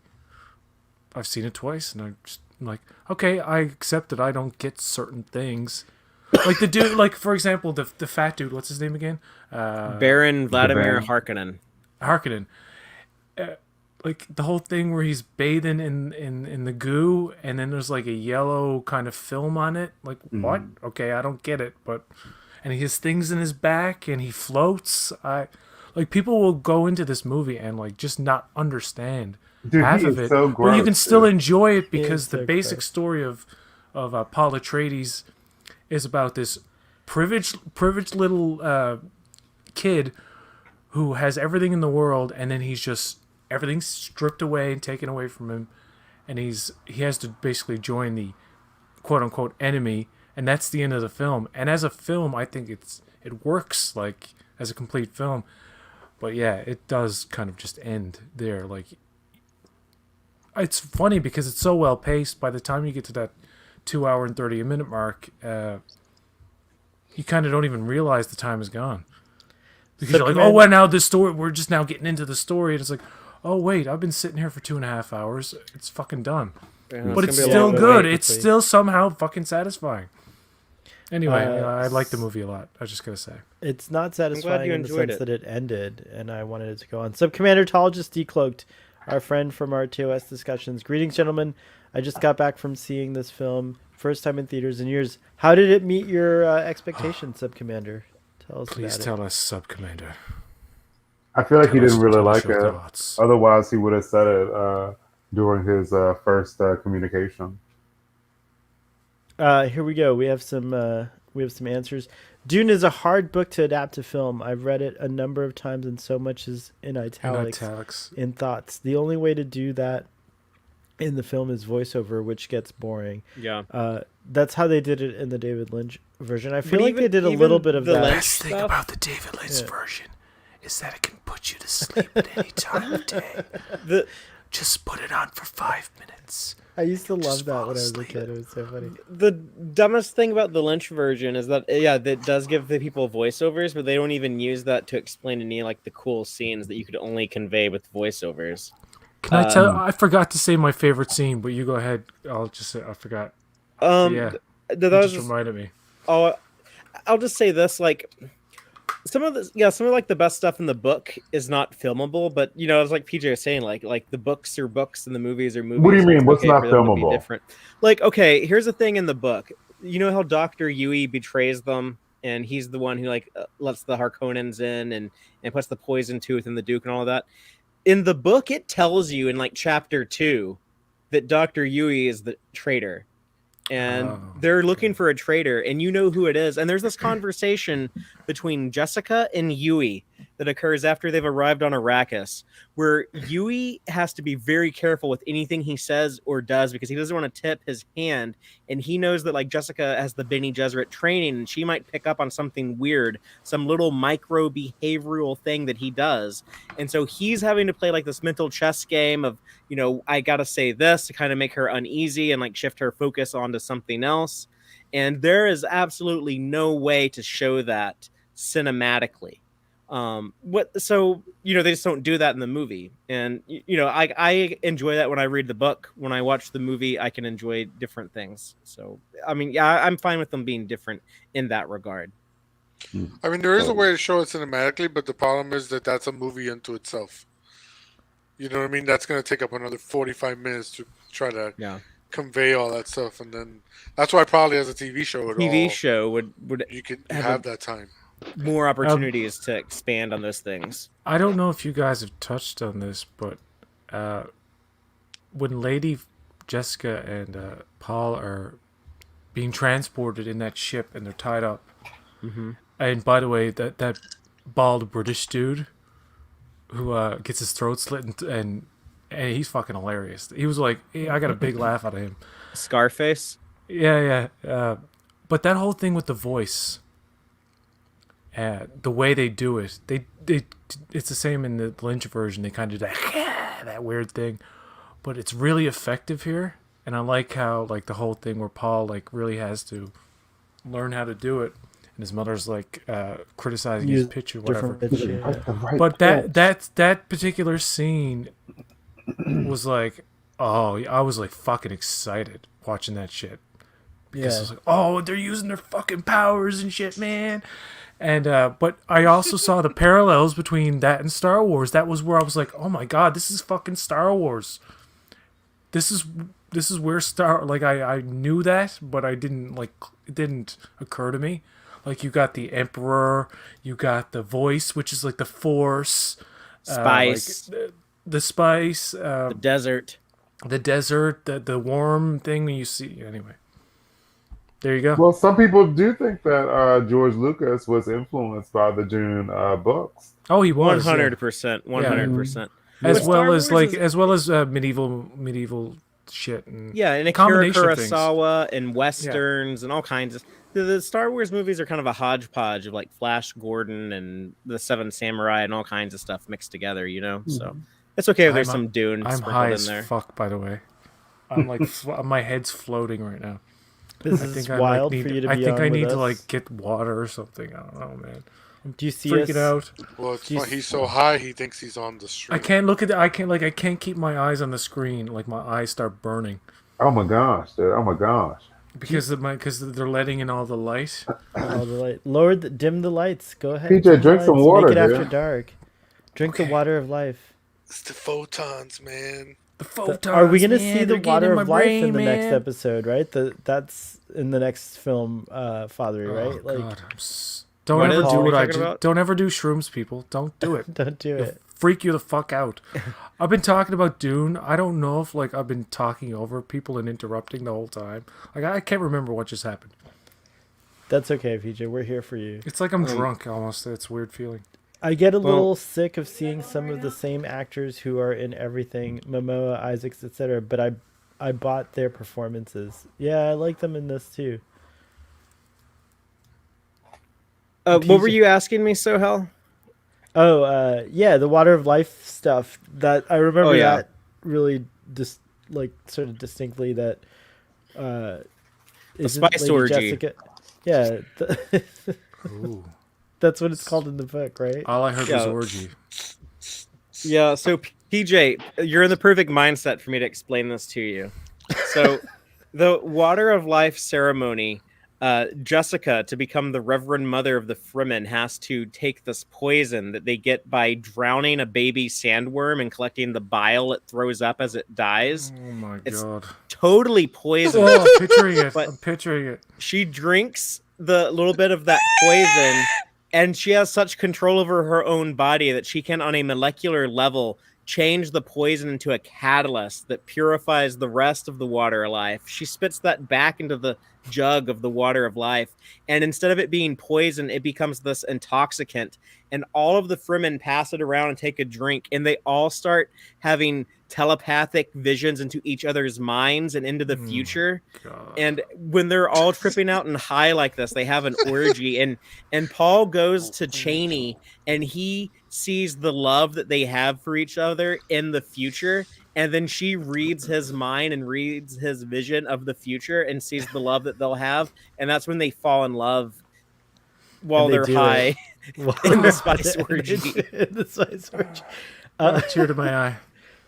In real that- life, that was very visual. Thank you. Yes. when I was a youngin, I got so drunk one time because All I didn't can picture now is that ceremony with the little baby sandworm spitting bile and Yeah.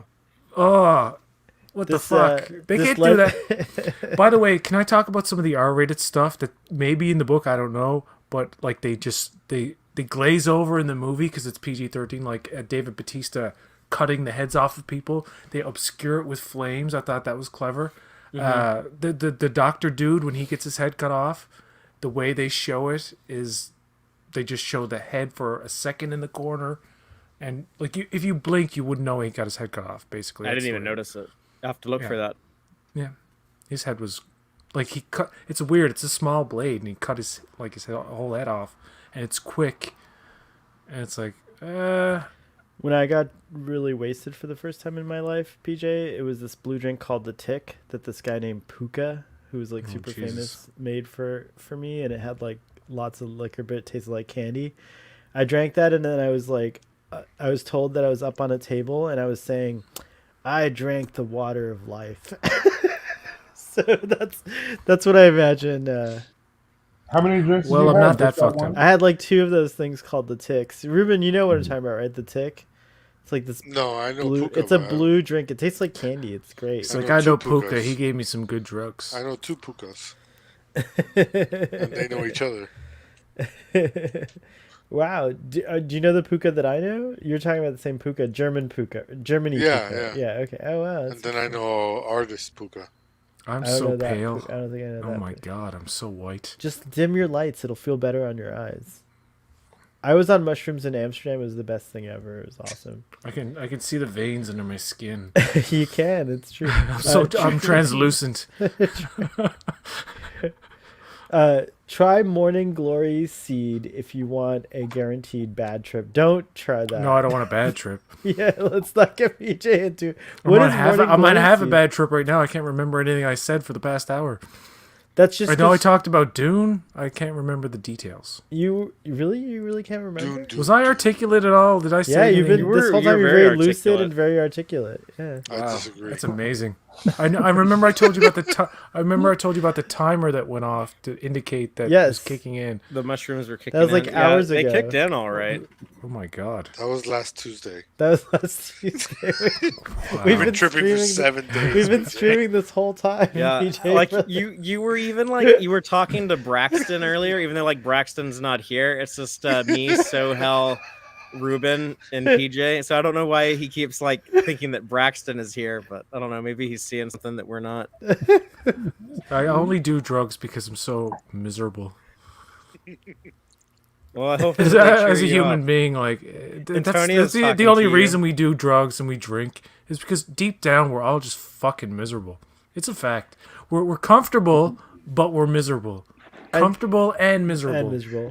is like is the You standard. know, now. but the thing Antonio is, wants to know how long. You should feel lucky if you are comfortable To and be miserable, tipsy because you could be uncomfortable and miserable, but at to least be you're tipsy comfortable and and stoned, miserable. like feels good. Like I think that people like drink and do some drugs sometimes because it feels Uh, good. PJ, Antonio wants to know how long did the shrooms take to set in? Between 30 and 40 minutes. 30 or 40 minutes. It depends. Like if you ate something, maybe like 45 to an hour. Sub-Commander Tall says, I love the ornithopters. Me too. I thought they Yeah. made it really believable in They're the terms of how closest to what I picture in my mind. yeah, how the mechanics work. You know those The those, bee like, thing, dragonfly- That reminded The me of, wasp. of the show Lex. Did anybody ever watch Lex? Oh yeah, I remember Lex stars a Newfoundlander, by the way. Oh, Brian Downey. Yeah, who good will old he Newfoundland. play? He's the main character. Oh, Lex. Tweedle? Or what? He's the dude in the show. He stars in the show, Lex. Yeah, Lex was a girl, right? But I mean, the dude who stars in it. Oh yeah, he's but there the- was he's like like a the- main Well, He's dude. Brian yeah. Downey. You don't know who Brian Downey is? You watch the fucking show? I don't know. I never said I watched it. I said I remembered it. No, I'm talking to Ruben. Ruben I said don't he remember watched any it. actor's name on that show. Oh, well. But the it's Canadian, ornithopters- so you wouldn't anyway, right? It's true. There's Maniac the- Mansion there's is a the show I assassin watched. guy. I could not name one actor in that fucking show. Maniac I watched Mansion. every episode. It's a Canadian, like Addams Family-ish kind of Oh, show. right on. Rob Zombie's Yeah. next movie is The Munsters, apparently. Oh, if I fuck remember. him. Yeah, Oh, and wow. guess Fuck who's, fuck him who's right up playing his the ass. mom? I'll give you like Fucking 5 guesses. What actress is playing the mom? on there. Sadomasochistic piece of shit is what he is. Oh, jeez. Who's He is like he makes the kind of things that sickos jerk off to. Like actual like real people who like want to fuck dead bodies and shit. Oh, wow. Like, No, and I've never half really of his watched a Rob movies have Zombie somebody movie. fucking a dead body. That's not a lie. Look at look at 3 of his movies, and I guarantee you, 2 of them have somebody fucking a dead body in them. And it's like I don't want to see that in any movie, like ever. I don't like wanna- House of a Thousand Corpses. House of a Thousand Corpses is his best movie, and that's shit. Texas Chainsaw Massacre? It's just a remake of Texas Chainsaw Massacre. Yeah. Well, Going back to the ornithopters Pretty much, for yeah. a second, I agree that they seem like so realistic. Like I felt like that's a technology that could, if you had the right materials, like the right like engine and everything, like you could actually make that thing fly. It like felt really real to me. But they're kind of described with insect-like wings in the book, and I've Yeah. always pictured them as kind of like a scarab beetle type shape. But this was like dragonfly, so it's kind of close Dragonflies, to what I yeah. pictured. Definitely closer than any of the other adaptations, and I was very happy with not only like the way that they looked, but also like the way that they flew, the way that they maneuvered. Like when Leto takes that dive, and they have that addition here that like he wanted to be a pilot instead of being Duke. That was something they made up for this movie that I thought was a cool addition, because then you see him do like some cool piloting stuff later. The David Lynch ornithopter does not. It was interesting, but it doesn't. It's very static. It doesn't really move. It just kind of was, floats. It just Timothy drives around. Chalamet, Best Actor. Rebecca Yes, I Ferguson, Best agree. Supporting Actor. He was good. Oscar Isaacs, Josh Brolin. No, Jason Momoa is going to be nominated. No, I don't know. I don't know about the acting thing all around. I know Timothy Chalamet and Rebecca Ferguson will definitely be up there in the consideration. I think it's going to win Best Cinematography. It's fucking beautifully. Every shot is just like, there's not a wasted fucking moment in the 2.5 hours in terms of just visuals. Best visual. It's going to fucking win all the awards. And Every I one know of them. to take it for what it's worth, like those fucking award shows or whatever, but it's gonna win them all. It's going to be Sci-Fi nominated at least. It's Channel. going to be in that Mad Max Fury Road kind of thing, where it may not take home the bacon, but it will be nominated like all around. Like Mad Max Fury Road had like 14. It had a bunch of nominations. Did it It's get any of nominated them? Might have gotten one or two. It didn't. It was nominated for Best Picture, Best this, Best that, fucking everything. And then like, it had the most nominations of that year actually, which some people thought it would, it would actually win Best Picture, but it was asking too much of the Academy to fucking an action. It is the best movie that year. Mad Max Fury Road is one of the best movies of that decade. Wow. But that's what I'm saying. Like these kind of movies that are just fucking gems that are so beautifully executed don't come along too often. Like Mad Max Fury Road, Dune. I can't think it's hard to think of other examples. I guarantee the last fucking 3 Star Wars movies don't hold water for very long. Like they're a great novelty for the time, but those movies don't age well. Not like the original trilogy did. I mean, the fucking prequels age better than the sequel fucking trilogy.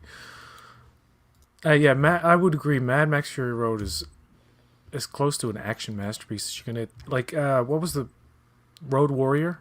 It was the sequel to Mad Max, but it was called Road Warrior or Mad Max 2 Road Warrior or something like that. That movie is like, mwah, chef's kiss. Like you can't get anything better. Yeah, than that I in terms love of- Road Warrior. Yeah, it's fucking awesome.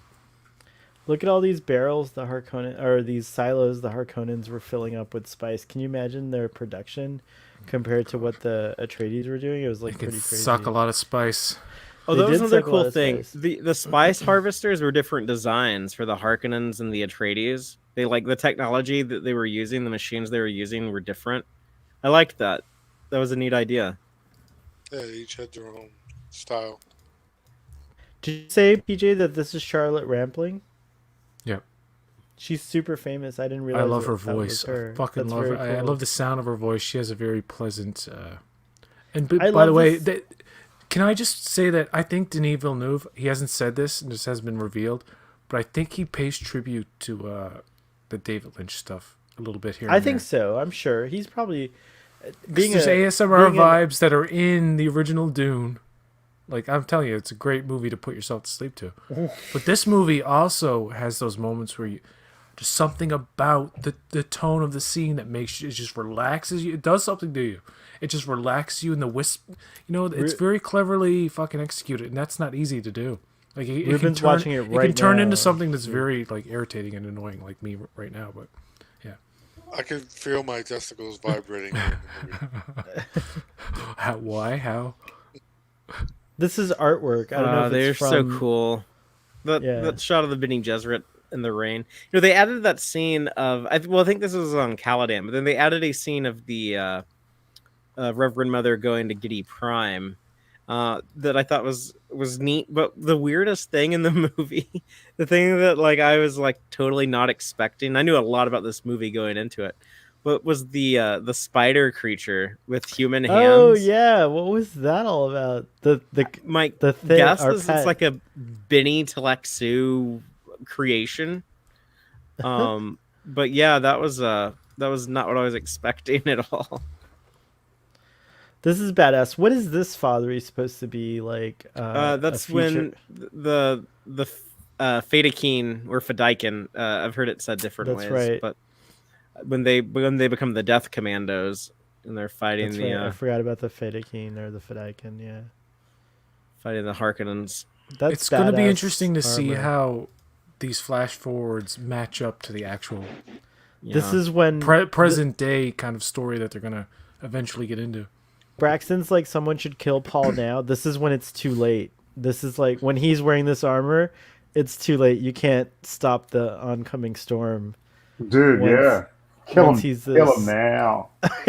Can I talk? Another great scene in that movie is in the tent when it's like this really uncomfortably close up shot of him, and like it's both him and her have the wettest faces. It's not only sweat and tears and snot and fucking. It's not overdone, but I mean, and then he freaks out at her. He's like, yeah, I love that. I fucking love Yeah. that scene. He's like, you turned me into a freak. It's like, okay, finally this kid is showing some, fucking real emotion, right? Because up until that point, he's pretty subdued. Stoic. I mean, stoic, and like I know that's intentional. You understand that, and that's what makes his break or his like when he loses his patience and he loses his cool, like it's really something because usually he's pretty fucking good. Even when he's about to fight dude, like at the end, like he's pretty fucking calm about it. Zendaya is pretty much saying like, here's the blade, you're gonna die with this now, here, go die. And like she's so confident that he's gonna die, right? Yeah. But And then he dude, just he bests is- him and he doesn't kill him and he's pissing dude off even more. I love Yeah, that was a great. that scene, by that the way, that was as a yeah. climax of a movie actually does work. Dude, he's a duke's son. You know, he is someone who is being raised to be a leader. You know, like yeah, of course he's like composed and refined and calm. Like yeah, dude. So when he does lose his shit, it means something, you know? Yeah. But then he also lost it with his mother, you know, the person who is like the closest to him. You know how we like to like lash out at people who are closest to us, you know? Dave Bautista has a freak out in the movie too. That's like Yeah. perfect. Dave Bautista was so perfect as Raban. He's like, why'd you give it that? Why did like he's free, he doesn't Did they understand announce why. his- Yeah, he's supposed to be kind of dumb though. Like in the book, they describe him as like he's big and he's strong, and he kind of has like this baby kind of like clueless gaze, like this baby stare that he gives. It's like the stupid baby stare. Like look at this picture of him right here. Not that Well, that's this- the Baron, but go back to Yeah. Raban. Alright. Yeah, the Like- baby stairs there. He's an idiot. He's like he's just brute force. And Bautista doesn't look like that in real life. He doesn't make that face. So that was like all in the performance and the Does direction. Batista in every movie he's in, he gets better and better. Like he wasn't that like starting off, he was rusty, like a lot of kind of like wrestler turned actors are. But out of all the wrestlers turned actors aside from The Rock and maybe John Cena, like he's up there with those. He like that's the trifecta of like good actors, wrestlers who actually turned out to be decent actors. Batista is a better actor than John Cena. John Cena is a terrible actor. John Cena is a better comedic actor than he. He was good in He can't do Suicide Squad. serious. When he tries to do serious, No, he he looks wasn't. like a fucking doofus. Yeah, say again. I don't think John Cena was good in Suicide Squad. His acting Really? was weak. Yeah. He He's was good. annoying. He was annoying in that movie though. But he was supposed to be annoying. And then, like, when you needed to take him know, serious as yeah. a threat, then that Exactly. worked. Like, I was scared of him at the end when he turned into the Yeah. spoilers for that Have movie. you seen the trailer for Peacemaker? Because that No, I actually haven't looks seen it good. I didn't like his character, but I want to see his character in that show. Yeah, Oh, I'll real? be trying the show. Because I like they- James they- Gunn, so I'll try anything. They He somehow does. make him a little bit more likable in that trailer. I don't know how they do it, but like there's an eagle that hugs him, and he's like, "Dad, the eagle's hugging me. Get a picture." And his dad's played by Robert Patrick. Yeah, the Terminator, the T-1000. Yeah, so that- and Ooh. Did you guys get he's this? like, "You're a panty waist Ooh, pussy" and all wow. this. He's always telling him off. So like, fucking Peacemaker, they're trying to make him like a relatable, vulnerable character by saying like, he doesn't have like deep down he doesn't have confidence.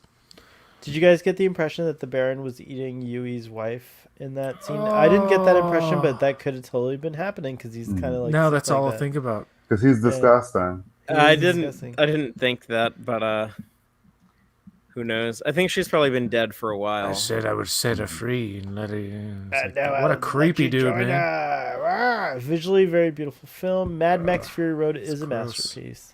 So Furiosa. gross. This is, I have to say, this feels like the definitive Dune film to date. It is exactly kind of what I was hoping Dune would get. It's in the best terms of- attempt. I kind of feel every attempt gets better than the last. So, yeah. So before- Braxton, hang in there and watch the second part with us when it comes out because I think it'll change things for you. And by then you'll have seen the David Lynch Dune. You'll have seen the Sci-Fi Channel. But they're not as good as this one. Braxton's like, I ain't watching any of that. No, dude. You know what? Because I have tried to watch the one from the '80s a few times, but I just keep losing interest. Because it's boring. It's very boring. But I've People tried whisper to too watch it a much. few times. do You know, whisper like I think that the witch nuns look really interesting with the bald heads. You know. I think they're the best in this. Watch the Dune movie. They've portrayed the weirding way and like what they've given us so far. I was very delighted by the. It's always the same voice when they're using the voice. It's like this like uber witch voice that you hear. Mhm. It's like not them, right? Like Yeah. it's like this. I like that a lot. Like there's just things about it that I feel like Denis Villeneuve intuitively. He's a very good filmmaker. That's not the weirding way though. That's the voice. No, I The- know. The weirding way, but he calls her a weirding woman in that Yeah. one scene. Javier This is what they Bardem, call that's right. Bene Gesserit. Yeah. The weirding way is also the fighting style, right? With the quick, Right. fast movements. The Bene and stuff like Gesserit that, are yeah. sexist bitches, man. They Sexist are. bitches. Hey, we're gonna get a TV Wait, we show don't got. about We them. don't want no man. Fucking penis and everything. It's Well, like, he's you know not what? supposed to be the Paul. Can I is- ask? Can I ask something about the Bene Gesserit? Are they like conspiracy theory spreaders? Like, did they go around They're the like conspiracy prophesizing theories a are based messiah? on. Yes. And then like but they're betraying him at the same time. Correct? So they had seeded these myths on some planets, including Arrakis, Okay. generations ago. That one day there would be like this Messiah born from a Bene Gesserit. So they did that in case they needed to like control the Fremen at some future point.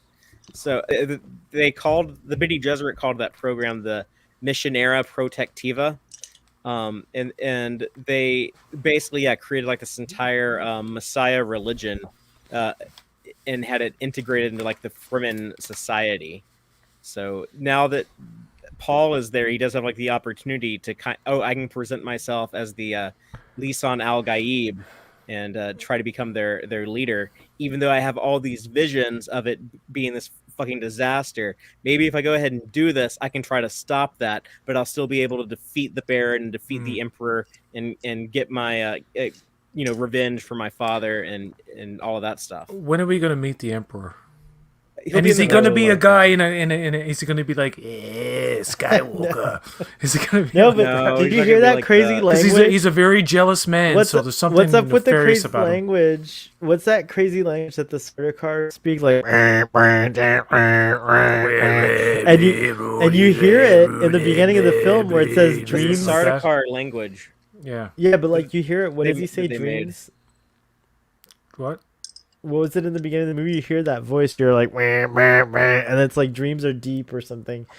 What does he say in the beginning? Do you remember? Like dreams or visions from the deep. From the deep, yeah, or something like that. It's in that. Wait, I can It's look in it that up like more. language. That's how the film starts. That's the first line of the film. It was Which I in thought it was interesting. Sardaukar language. That was cool. We saw Seleucia Secundus because we don't really see much of that planet. But then I was kind of disappointed because it's like, oh, Giddey Prime, everything's black and gray. Caladan, it's always rainy. Seleucia Secundus, it's black and gray and it's rainy. It's like, yeah, So it kind of diminishes the uniqueness of all of them. But it was still cool to see. You are so knowledgeable of the Dune. Of He the is- Dune he novels. is really knowledgeable. He's very. I take back what I in said the earlier. I novels. don't want you to shut up. Keep talking about the Dune. I'm Sub-Commander- I'm hooked on it now. I'm fucking like, it's like a drug to me Yes. now. It's like I got That's how spice works. it That's feels how like I melange discovered works. something. You know what I mean? It's always been around. I've been aware of it. I've known the basic story, like fucking House Arrakis goes to get the control of the mining shit on Dune. Couldn't give a fuck, dude. Like I really could not care about it. Then this movie was like, yeah, I care now. I care and I want more. Well, I want more too. More, feed me. And Warner Brothers should give Feed us me, more. Seymour. Anyway, sorry, go ahead. Wait. That's a Little Shop of Horrors. Sub-Commander Tall Masterpiece. says, Another masterpiece. one thing I don't like about both this film and the David Lynch Dune is that the still suits are black. Not the best color for the desert. I always imagine them sort of silvery or sand colored. I imagine The sand colored would miniseries be got good. it right.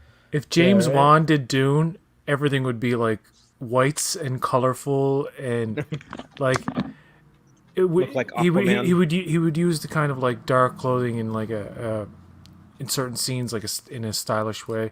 I find this there's a great scene in the movie when they're visiting the graveyard place or whatever. That seems like a perfect time like for just ceremonial reasons to don like your black suit, like you're mourning the dead kind of thing, and like and the conversation they have, the father and son moment that they have, which is in the Lynch version, and I don't feel anything. You know what I mean? Like I don't feel this. I don't believe he's like talking about seeing the sea for the last time or some shit. I'm like I don't care about the dude. I'm sorry, Starfleet boy. I know you love that movie. I keep shitting on it.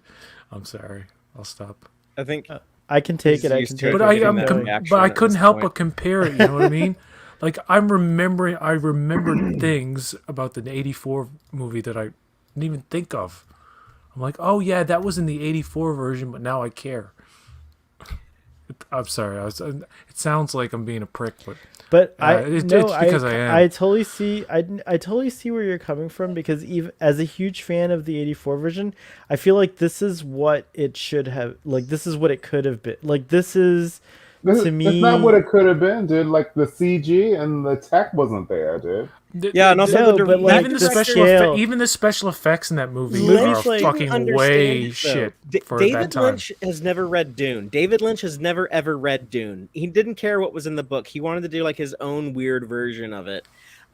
Denis Villeneuve read Dune as a little kid when he was 14 years old. He thought, I hope that one day I grow up and I can make a Dune movie. And then every movie he did throughout his career, he thought, I hope this brings me one step closer to getting to do my Dune movie.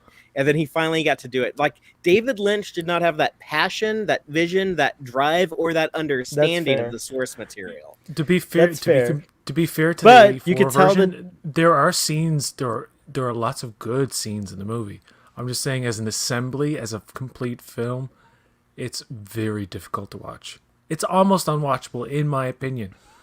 Now And I I can don't hate see, it. I can see how that kind of like niche thing can be like very appealing to some people. Like for example, some things that I think are close to like I think a comedy. The closest thing to a comedy masterpiece that exists in the world is a movie called Dirty Work, starring Norm Macdonald and Artie Lang, directed by fucking Bob Saget.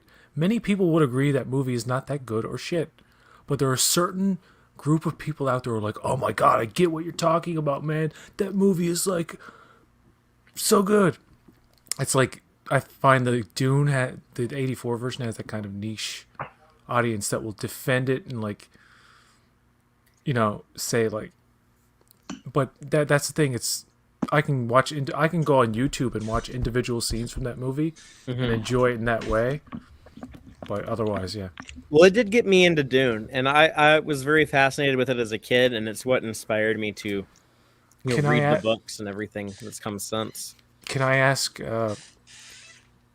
Did you read the book before the movie? No, you got into the books later. But what was the reason anybody wanted to see that original movie? Mine was because Patrick Stewart was in it, and I was watching TNG, and I found out the Space Channel aired Dune like way back when, and when it first started, like in '94, '95, that's when I first saw it. And the only reason it was like Patrick Stewart is in this, and he's like not he was barely in it, and he's not good, and he's holding a pug, and I was like really fucking like let down. Tony, And I really couldn't understand the movie. I just couldn't get my mind around that movie as a kid. But I think, you know what I think?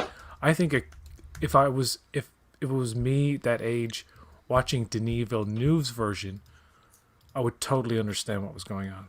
Even though half of the stuff in it is so deep in the lore of Dune that I wouldn't get it, but the basic story is there and it's very easy to follow.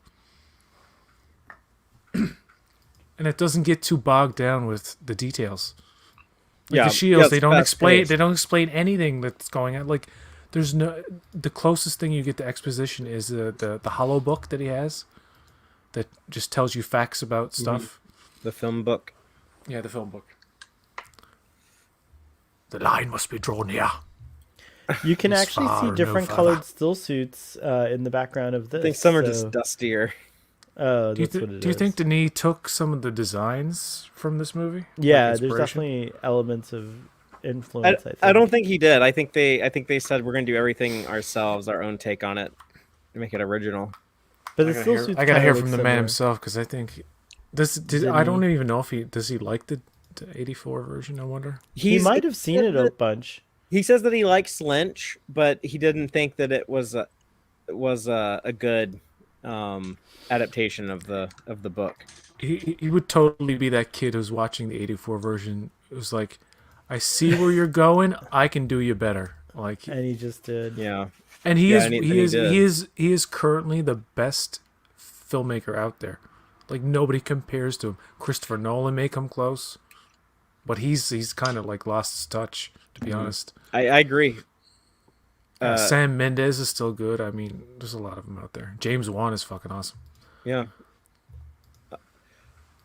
Here's- PJ, Here's Patrick Stewart as Gurney. And that's what the here's the battle pug. Antonia, look. there's the pug. It's so funny. Zoom in more. What I was with can't the go pugs to- in that movie? Is that It was weird. It was just a weird David Lynch choice. I don't know. I guess he was thinking like, what would be like a weird animal to be like the exotic? I like creature? pugs. Put pugs in the movie. More pugs. That's what he. That's literally what he's like on set. I think he's just like, okay, go over and do this now. Blue wants us to make sure that you're drinking water, PJ. Just, Have you Yeah, s- drink some water. Yeah, I've been drinking tea. I've been Oh, drinking, good, okay, like good. proper tea actually, orange pico. But I know Louis C.K. is canceled or whatever. But there is an episode. There's a couple. I don't know if it's a couple of episodes, it may be just one, where he's taking lessons from David Lynch, and it's so fucking weird. Like he's taking acting lessons from David Lynch for some reason. Wait, in the on show. what? What is this? It's a show called Louis. Oh, Louis C.K. Okay. that's Yeah, right, Louis right, C.K.'s actual. Yeah, I know he's canceled, but that was an actual brilliant show. It was one of the best written shows out there, but unfortunately, he likes to whack off in front of people, so that fucked him up. right. Yeah, it'll do And it. Sarah Silverman's like, yeah, he used to. It's funny how when the stuff comes out, half of the people are like, yeah, we knew it. Like that was a thing that he did. It's only now you're canceling it. Like yeah, Louis C.K.'s been whacking off in front of me for years. Like that's what she said, something along those lines. I'm like, oh Oh, god, good grief. It just shows like- how different people will experience he's just the quirky same- like that. It's like what? That's a quirk. At least he's not Harvey fucking Weinstein, I guess, or fucking Epstein. Jesus Christ, Yeah. those are the real devils in the. Hey, Me this Too shit. conversation is going left. We got to turn. Cancel everyone. I gotta. Cancel them. Oh, by the way, Mel Gibson is starring in the content. It was one of the stars of the Continental, which is the John Wick prequel. Yeah. And people are like, pissed "Yeah, I'm not gonna watch it now." Go fuck yourself. Who gives a shit what Mel Gibson said? Fucking or anybody like if you're literally gonna just drum up every single thing. Like I hate Matthew Broderick. I don't hate him because he killed somebody. Oh, you know what sucks is some Alec Baldwin just killed Like someone. Alec Baldwin, crazy, you know, yeah. like poor. Matthew that's Broderick killed somebody? He drove on the wrong side of the road and in some England European or Ireland country or and something like that. Yeah. he head on with another car. And, Was he drunk? No, he No. was just driving on. no, he was It just like an an idiot. honest He was mistake. just He was stupid. He was literally just stupid. And he killed somebody. I believe he was looking to kill somebody. That But sucks for whoever that happened to. But Their that's- family. if you look at any production, any TV show, like you're going to if you have that like 1000% woke, gotta find something wrong no matter what. I watched Dexter. There's some trans fucking just like blatantly transphobic stuff in the earlier seasons of that show. They kind of quit it later on. They don't do that, like just really blatant stuff. But then you got to realize, like, am I gonna not watch this show now because there are some offensive jokes in it that are outdated?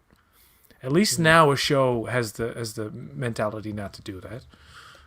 But like, I mean, fucking, they can't play All in the Family on TV anymore. They just can't do it. Like, I mean, they can't buy ad time for All in the Family. It's a show that I watched that had commercials in between. It was never censored. Jefferson's too. Jefferson's a couple of times used a certain word. Family Matters used a word that's censored now on TV. It's funny how, like, okay, back in the day, I remember that episode of Family Matters where Yeah. they said it like 1,000 times in that episode. Like the whole episode was No, about no. that word. no, the episode of Family Matters is where Laura is trying to get the school to learn more about Black History Month, Yeah, and like Steve is helping her and stuff, and it then was she spray gets painted on the locker, right? it's spray paint. The word is yes, spray painted. But if you watch I was recently watching the show on TV, like not TV, but like I'm ripping off my mother's cable. You can do that in Canada, by the way, if you have. I shouldn't say too much. It's very easy to just watch somebody else's cable. It's unbelievably easy. I shouldn't say too much. It's gonna like all change tomorrow now. Yeah, the Canadian authorities. But I was are- watching Bell Media is coming for you. Yeah, they're coming. Family for- Matters was airing on this show called The Family Channel, which has been around for years in Canada. Mm-hmm. And they get to that part, and they cut right before. And apparently they did that. I looked it up. They did that edit on like everything. They don't show that part of the episode anymore. The only way you can get that part of the episode is if you actually buy the season on whatever. It's The weird. sub-commander says something. Oh, sorry. Go ahead, PJ. I'm just saying, like, stuff. We're retroactively. It's like we're going back in time and saying to the people who are ignorant, be more woke, but their time has passed. That history is recorded. It's not about going back and, like. It's weird. Everybody's just trying to go back and figure out, like, who did wrong. And what thing did they say? And I know Dave Chappelle, there's a lot of controversy around him. There's one thing that he said that's very true in that special, The Closer. Twitter isn't a real place. When people get on there and like spread their shit, it actually does have real life consequences for a lot of people if you're invested in it. But the fact is, you can just choose to ignore it and walk away, which I've tried to do, but the temptation is too much. Father's going to take Amos for a walk, so he's going to leave us. But real quick, before he goes, what makes Dune interesting in comparison with a lot of sci-fi is that it's not about gizmos or gadgets. Humanity is the technology. It's what can be done with humans via conditioning. Yes. This is a really interesting topic. It's a very similar, I guess. Well, not similar, but it's kind of in the same vein as like Gene Roddenberry's humanist view. Is that Frank Herbert was also very fascinated with the idea of like human potential, whereas Roddenberry is more about like our desire to like grow and evolve, like morally, ethically, become a better people, like just out of like pure goodness. Wouldn't you say be more accepting of people, be less Yeah. judgmental of people's mistakes and shortcomings and fucking just like flaws? We jump on people's flaws and mistakes so fucking hard and fast now. We become a very toxic So here's the society. thing, PJ. Sometimes even doing one thing just fucking ruins your life. You like fucking like drink and drive one time and you like hit somebody and like that just has a consequence. You say something as a public person that is offensive to a lot of people and people stop fucking with you. Your actions have consequences. The real trick is some of these people, how they come back and how long it takes, like depending on the person, how long it takes to forget about like what somebody did. For example, the Woody Allen shit, I didn't even know all that stuff about him came out in the like way back. I had no idea. And then I found out like, oh well, he's probably fucking guilty. Like he's a like it just. It's funny how what people just they really ignore the bad shit. Like we're all about like you said, like you do the really bad things, you drink and drive and you kill somebody, that should have consequences and stuff like that. I know a young person who's related to me who not had his license very long, and he made the stupid mistake of drinking and driving. He got caught and fucked up his life. Had all the potential in the world, this young fella, and fucked up his life. Just one stupid mistake. Well, I think We have an imperfect but Yeah, I'm really sorry. adequate. We have a imperfect but really adequate system in place. getting too emotional. In both Canada, United States, a lot of countries, a judicial system which makes sure that people. Our hopefully- judicial system's terrible though, and it disproportionately targets one demographic. exactly And, that's the thing. It Fuck the sucks. police, ACAB for life. I gotta go, It's but Do you know- okay. Fine. It is y'all- more complicated than I just said. Do you know But- where I Good live? night. Do you know where I live? You can See if kill, I- you can Thanks, murder Father. murder See- somebody and What? and you can murder somebody and get 4 years. 4 fucking years. If you're good. You know what I mean? You serve 1/3 of your sentence. But right? you mean like if a you get sentenced, like if you get sentenced to accidental 10 murder, years, like what poor Alec Baldwin just did? Like that sucks. what? Like that No. I'm talking accidentally about like murdering if I went out on the street and fucking stabbed somebody with witnesses and was like convicted, I'd be on the street and there's so many murderers that I see out in the streets. I'm like, that guy murdered somebody. That guy murdered somebody. And they're not in jail very fucking long, dude. It's not a thing like in America where like you're a murderer, you go for a long time. It's like, no, we kind of forgive you after a while. Wow, you're like It's a Star fact. Trek. We're like very like, You're yeah, like murder. Girardi. She saw no justice whatsoever in Star Trek Picard. There's a dude who No one did. there was a dude who What's the space elf killed a Romulan, beheaded somebody in the middle of fucking town. There was a dude in my city, a kind of infamous dude. Anyway, he apparently killed his girlfriend right down the street from where I lived. We knew this guy. I know him to this day. I spoke to him anyway, he's a very complicated individual. He didn't do it, but he went to jail, served his full sentence of 6 years, right? 6 fucking years for a brutal murder. It's fucking crazy. Then it turns out like DNA evidence, case was reopened. It was like his fucking brother that did it, who Damn, who had since committed suicide. So like that's all out the window.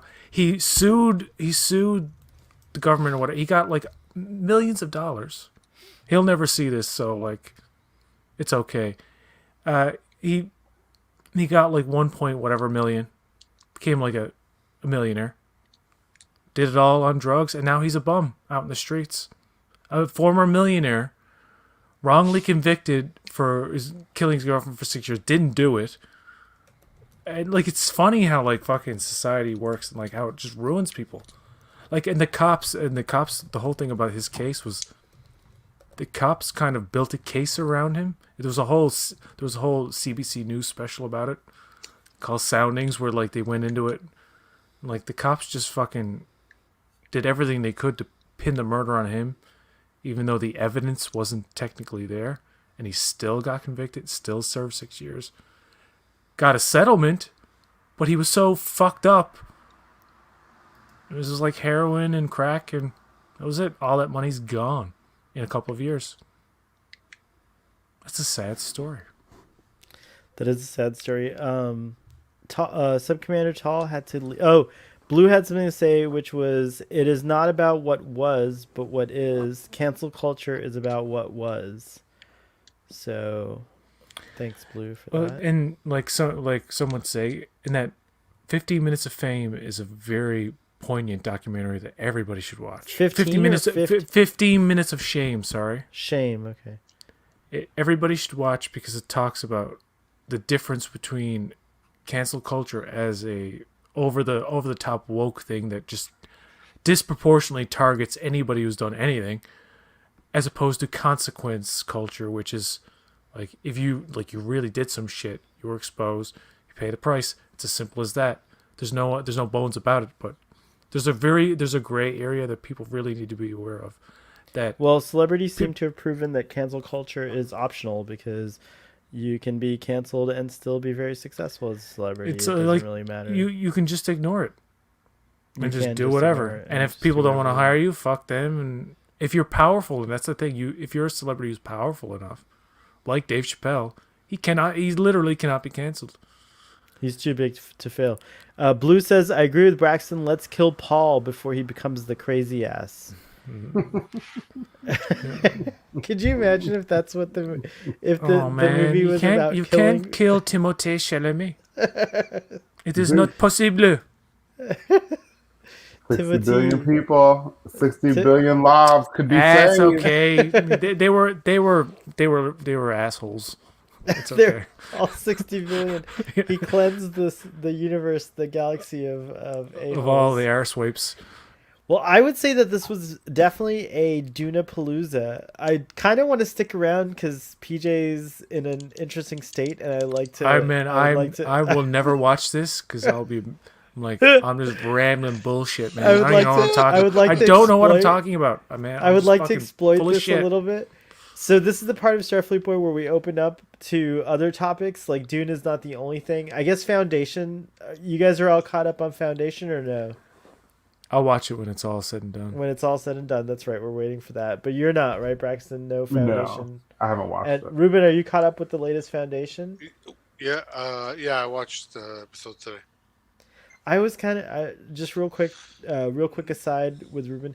I was kind of bored with this episode too. I don't know what's happening to me in Foundation. Like I'm not like, I might have to like, who knows? We'll see how it all falls together. But you guys make it show while I get a refill of my wine. I'll be right back. Is anybody aware of the app? Jesus, why does he have to make it like that?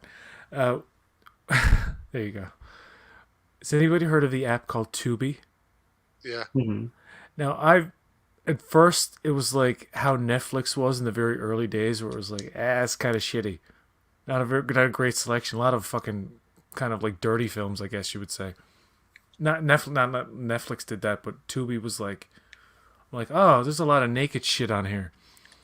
It was like Tumblr. No, I mean no. It just like cheap movies that would often have exploitative nudity and shit like that. Okay. Yeah, B movies and stuff. B movies. But there is a documentary about the history of nudity in film, which I was like, oh, this is not even like sexual. It's just very educational, like going through like exactly when the first nude people basically appeared in what era of cinema and stuff like that, and like how explicit things got, and like when it got to the 70s and stuff, and got to the Caligula time, like when Caligula was made. Mm-hmm. They talk about how a lot of the stars in that movie were fucking horrified because when they went to see it, like at the screening or the premiere, the dude who produced it, who was like a penthouse guy, unbeknownst to the actors, had filmed all of these like actual X-rated hardcore dick sucking, fucking ass fucking, men on men, girls on girls, orgies, all this stuff, which was in the movie Caligula itself throughout. Like there's that stuff in there, but not the hardcore like penetration kind of shit. And so Malcolm McDowell's like sitting with his wife, and it's like a scene where he's looking, and in the scene he's looking at something else, but they cut like two girls 69ing each other, like eating each other out. And him and his wife are like, what? He's like, I didn't know, I wasn't there. Like he had to explain, like he was embarrassed. Like, and a lot of the actors, there's a lot of good actors in that movie. That it was a shame that it was turned into a smut film. It was a shit movie anyway. I mean, the porn doesn't make it any better. It's funny how like these like John Hurt, isn't that, I think? No, who's Lawrence of Arabia? Who's Lawrence of Arabia, dude? Why can't I remember his name? Yeah, why can't I remember his name? That's weird. Lawrence of Arabia.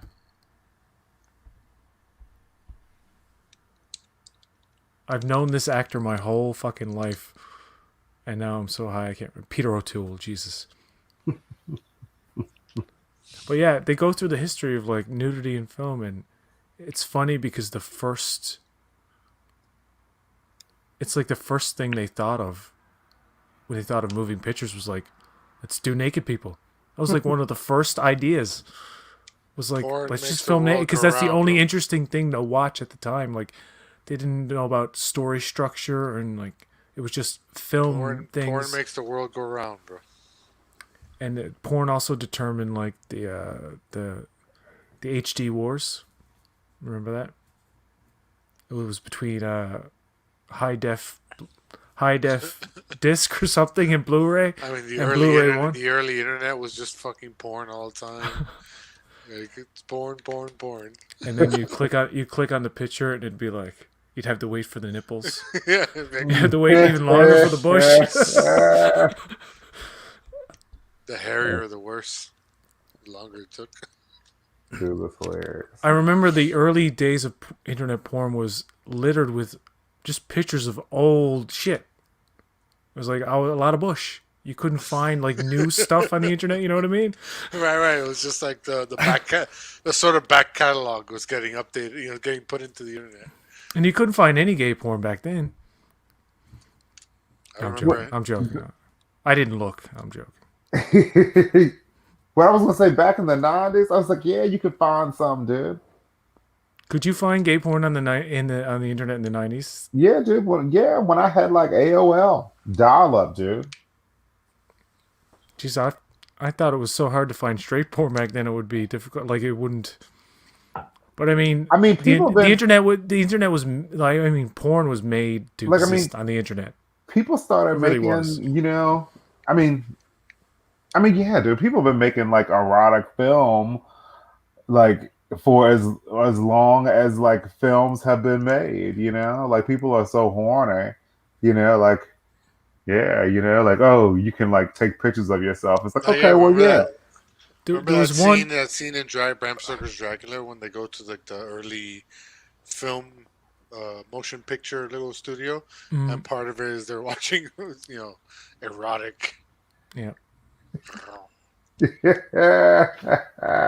There's some 1900. The thing was they could release. What they did was in the very early days was, I forget the name of the model, but they had a particular model. She had a tragic life afterwards, but she was a nude model, and they would just film her, and there would just be movies about her being naked in the movie, standing by the window or doing this. And as long as it was deemed artsy, like artsy fartsy, they didn't view it as pornography. So it was allowed. So these films were like generally accepted in like just. I mean, when my wife walks in on me watching porn, I always tell her, "No, babe, I'm an artiste.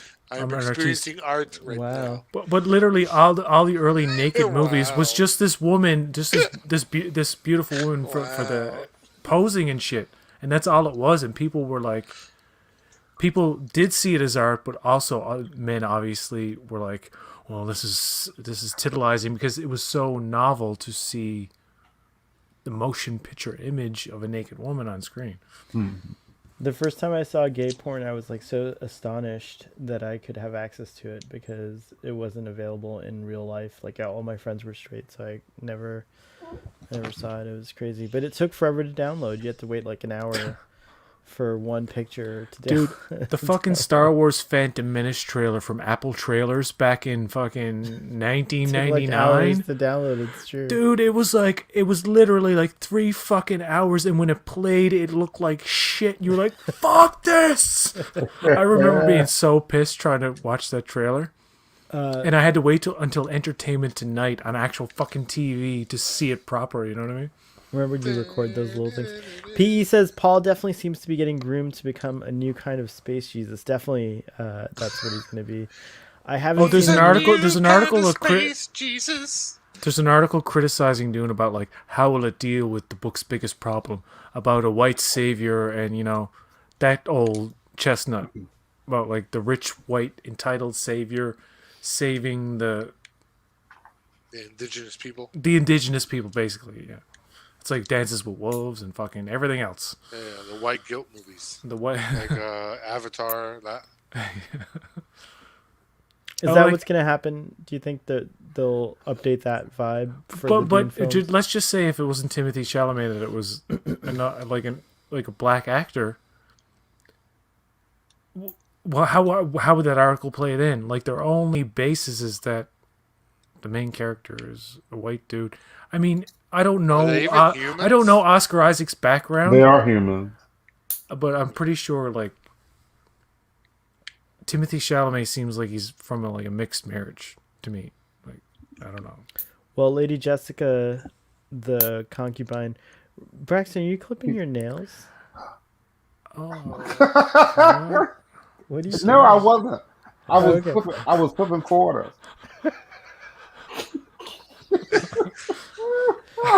flipping quarters. I Is believe anybody still watching this? Yes, there's two people in We're the all audience, over the and place. PE had a yeah. PJ, I just feel We like just talked about I just porn want for to 15 vibe minutes. to where you're at. Like I just want to be on your level. It's reminding me of I'm coming down off it. fun now. It's- things. I'm not feeling it like it was a couple hours ago. PE says I haven't seen the new Foundation episode that came out today. I had to work 15 hours straight today. Work totally dominated my life today. What kind of job, PE, if you don't mind us asking, is like requires you to work for 15 hours? I once had to work for 15 hours when I worked at a radio station during an during a That's what I was hurricane. thinking. Long hours, more than 12, like 14 to 15 hour days are usually like in the media. In the media, Like, right? yeah. Or maybe like in the health When I field used to too. be I feel a like sperm people. donor, a professional Yeah. sperm donor, I would work that long. A 15-hour day of sperm donation. Great. Ruben. There's a bunch of little sounds like aspiring writers out there, right? That's how Ruben's secret is. He'll put in one day a week, a 15-hour day in a week, and he makes. They pay me good for my magic stuff. There's so Oh, many no. children of Ruben out there in the world. Perhaps on paper he looks great, but if you see him on this show, you're gonna be like, "That's no, I'm just That's kidding. my daddy. That's my that's my daddy." PJ, when the last time I was on mushrooms in Amsterdam, I could see blood vessels and capillaries in people's skin. So when you were saying that you could see your blood vessels, I could totally relate to that. That was very cool. Oh, that's a real thing. And when it goes away, like I can't see it anymore. It's like I'm not joking. It's like not like really intense or anything, but like you notice like imperfections in the skin, and you're like, oh my god, I'm so ugly. My skin is so damaged by UV rays and shit. Oh wow! I don't know. It's when you're really high, like when you get that like whew, where your eyes go like fucking whoop, and you actually that's the thing about mushrooms. Like you take it and then nothing. And it's like whoop. And then all of a sudden, here it is. You're in another dimension. I Here it saw a is. tree in Vondel Park in Amsterdam. I was looking at it and regarding this tree during the peak of, the effect, and I could see every leaf. There's like thousands and thousands of leaves, but I could see and perceive every leaf individually, and I was giving attention to each and every single leaf on this huge tree. It's special. Every leaf was special. It's true. It comes from a place. It called felt a like tree. the spice. It felt like what Timothy Chalamet was experiencing. Is like I had all the time in the world to experience that tree in its fullness and its rich and its wholeness. That was an extraordinary experience. That was like parenthesis the kind I of thing. What's said that? There's a what's new that? comment. I don't know if you read that one. No, I haven't read this one. I work at a group home as a caregiver for adults who have developmental disabilities. These places require 24-hour staffing, 7 days a week staffing, one way or another. Ah, thank you, PE. Caregiving is hard work, so we appreciate you. And you're here with us. It's so nice. Thanks for thanks for coming to listen to our thoughts about Dune. Don't do drugs, folks. And Do them. Do them. A lot. Don't do them. drugs. Either way, I'm Unless good. you're in an environment like if you're in Amsterdam and you feel safe and you're in Vondel Park and you're with a friend who's done it before and you just want to try it out. I had a guide. I was very lucky. Thank you. I'll just say Eduardo. Mr. Snuffleupagus. It's true. My cousin You're Brad. welcome to hell. You're welcome. I'm Sam. not real, but you're welcome. The last time I ever did this, I did like have a guide though. I was very lucky. most of the day yesterday, I was tripping out, Wow. and then I finished the last of it today. Can we since you're already talking about it? Can I ask you? You saw Dune in the state, right? Like you saw the movie. what was that like? That's what I'm really interested in and curious about is like how did that feel like watching Dune in this It was just like it was a movie I like, and I'm like, I'm gonna watch this movie I like again, but slightly higher. It's still the same thing. It's just like those moments, for example, on the ship. It's like, remove the gag. yeah, It's that like, felt crazy. Slit his throat, kill him, and I'm like, yes! Oh my god! I was like that, and there's another moment too in the tent when like he like it's really close up and it's like all sweaty and stuff. It's like right in his face. He looks all fucking mousy and shit.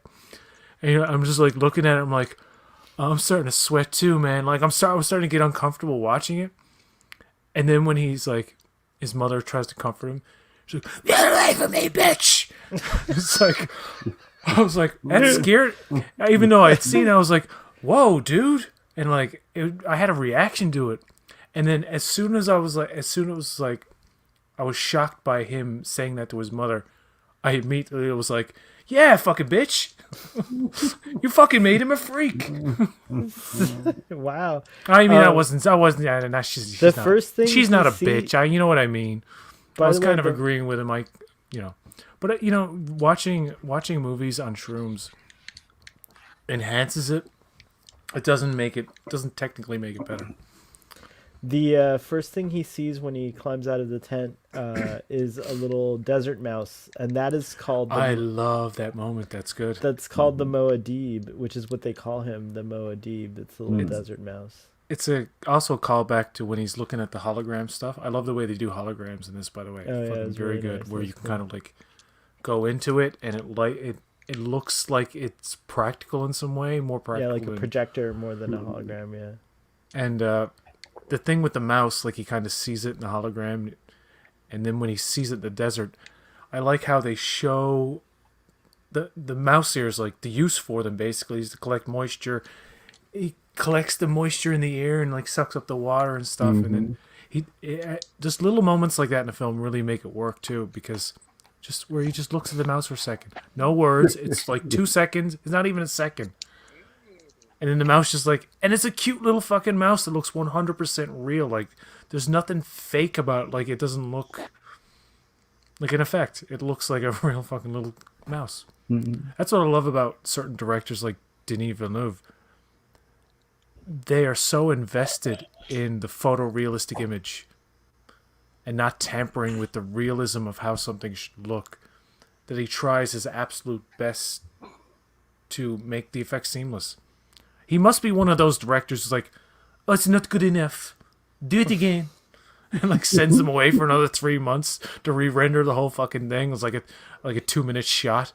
No. It'll look fake. Do it again. PJ is making a good. You're case for stupid. PJ is Stupid making a good VFX case artist. for watching Dune. While Watch on me. Shrooms. And like he does it on the computer. It's like, yeah, perfect. Do not fuck with me. PE says, I definitely think that some kind of quiet, remote, rural environment would be best for tripping in. Crazy, loud urban settings can be rough while in an ultra mind state. Oh, I know all about that. I've told my stories about Yeah, I the think time I you was in said. a bus station, and I was like, I thought I was like, I had super hearing, and I could zone in on any conversation in the room, and I literally thought I was hearing specific things, like, okay, they're talking about dinner, and like they're talking about this. How do But you know you weren't, I really wasn't hearing anything. I was just Okay, hearing okay. blah blah blah blah blah. He And I was was just alone thinking- in his room. Or you know what? Or maybe the thing was I could hear everything. Maybe that was the case. Yeah, it was. I was just wondering what makes you think you weren't. Well, how Yes. do you know you weren't? But I had a cousin who kind of guided me through. When I went, the first time I did it was the year 2000. Went to see fucking The Grinch. I remember I told you this story. I'm in The Grinch with Jim Carrey, and I'm like, this is a masterpiece. This is the best thing ever made. I'm like crying when the little girl's singing. My cousin's like, you're tripping out, man. He's like making fun of me and shit. I'm like, you shut up. This is the best movie ever. I was really fucked up. I like a bag of shrooms. I've never been that high since like I've never been as fucked up as that night. Going to see Anyways, the the Grinch. Grinch. Your experience It was with the 21 Grinch, years wow. ago. That's extraordinary. It's crazy. I'm not sure talking. I feel like I'm talking too much. I'm sorry. No, you're fine. You're fine. I'm sorry. Sorry. We have been talking as long as the movie Dune, like Yeah. for the length of time of the movie Dune. So This is a de facto commentary. it is kind of a de facto commentary. Although I would love to. You see can the play it during the commentary movie and it would totally gel. line up and stuff like that. Ruben, are you still watching Dune, or are you playing a video game now? No, it's paused. I'm playing a video game. Oh, right on. I think I'm gonna call it a night here on Starfleet Boy After Dark. Unless y'all have some other topic you want to talk about, audience who's still there, if there's another topic that you want us to talk about, let us know. If I there's enjoyed anything, the first episode of Invasion on Apple TV. Oh, I have to watch that. oh, I heard it was good. Yeah. Does it have that music in it? Like every time something happens? That's really good, by the way. It's like that's a really good. I like the music and I don't have a problem with the score. Like people are saying it's grating and stuff. It may have that effect in repeat viewings, but I thought like while I was watching it, especially when I was, tripping, I thought that music was like it's transporting me, man. So I don't know. Eternals comes out November 7th, I believe. P wants to know: is it definitely the case that HBO Max will be making a Dune TV series? I heard that that's the case, but I'm not sure. They are making a series set in the Dune universe based on the Bene Gesserit. Yeah, the witches. And there will be like a Game of Thrones-ish kind of shit like around them. It's just not about them, obviously. It's going to be about many different characters in that universe, I suppose. But I don't think they're going to stop with that. I think they want to do the Duneverse. They're going to do the Dune because Stephen Colbert asked Zendaya and Timothée the other night about whether they were contracted for a sequel. And they said ish. And he's like, what does that mean, ish? He's like, well, yes and no. They say keep your schedule open. In other words, like, they're going to fucking do it. I mean, Zendaya and Timothée, they might as well clear their fucking schedules for the next 10 years. Because they're going, like, Duneverse. Dude, like, both of those people are big stars, dude. Like, I feel like, they're doing multiple films per year. Oh, yeah. You You can still do your major... I mean, look at Zoe Saldana, who's involved in not only Avatar, which is one of the biggest franchises, but Endgame, one of the biggest movies. She's, like, involved in Star Trek as another one. Yeah. And look at... And, like... I think... it'll only make their careers bigger. Mm-hmm. Timothy Chalamet, very few people have gone to a movie that starred him. Yeah. That's a fact. I hadn't until now. Yeah, it's like this is many people's first movie that he is they've seen him in things, but this is the first one he's actually starring in. And Denis Villeneuve, I gotta give him fucking credit, dude. I listened to interviews with the cast and stuff. He just sought out these people. He sought out an actress who was in her 30s, ready to quit the business. She plays the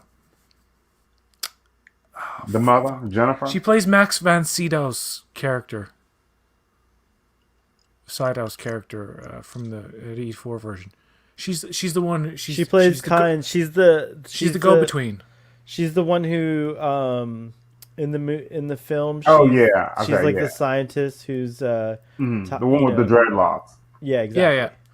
And he sought her out and said, be in this movie and like make your career that you were just about to give up on. Because she's been around in the people know her in the UK. Like, she's familiar, but she's never had a big break. And then he sought out Josh Brolin. He sought out fucking Javier Bardem. Like, he's literally going up to these people's like, I'm doing Dune, be in my movie, I love you. Like, he went to Dave Bautista and like, he's got a fucking hard on. He's got a hard on for Timothée Chalamet. He loves him, and he loves Zendaya. Like the director himself. It was not only a casting decision, like in terms of, obviously there was a casting director, but I mean, the dude himself envisioned these epic actors, and none of them could say no. That's the best thing. He's so respected as a filmmaker. They're flattered. They're honored to be even asked. Rebecca Ferguson talked about, like, I never thought, like, I would be in a... They all love him. Like, they love this dude. I've never seen a filmmaker so loved amongst his mates. Like, in terms of, if you look at Arrival, or what's the other one he did? Blade Runner 2049. Sicario. A near masterpiece. I mean, that movie That movie was outdoes the original. Born as fuck. Braxton, you mean? got to watch Timothy Chalamet. Oh, you're talking about Call Blade Me Runner by 2049? Call Me by Your Yeah. Name. I can see how people could be bored with that. I can totally see. But it's just like, I love his precise kind of technique and his attention to fucking detail, which little things he sees and he understands. And he knows about and he respects physics and like, look at the way they do alien first contact in the Arrival. It's the most realistic version of human first contact with an alien species ever done on film. You could argue that others are more entertaining than Arrival. Like, other first contact movies are more fun to watch. But just on Like a Star technical Trek level, First like Contact? if humans were to actually encounter weird fucking anthropod kind of aliens, they would have to figure out, like, how do we communicate? And that's a big part of the movie. Like, how do we just fucking talk to these things? That's like how it would work. I think he should just do Dune from now on. But I'd love to see him do other things like Star Trek. He would set the standard so high if he did a Star Trek movie that nobody could match it. Maybe. I don't know. I'm making him out to be like the next Stanley Kubrick, but PJ just likes Denis Villeneuve because he's a Canadian.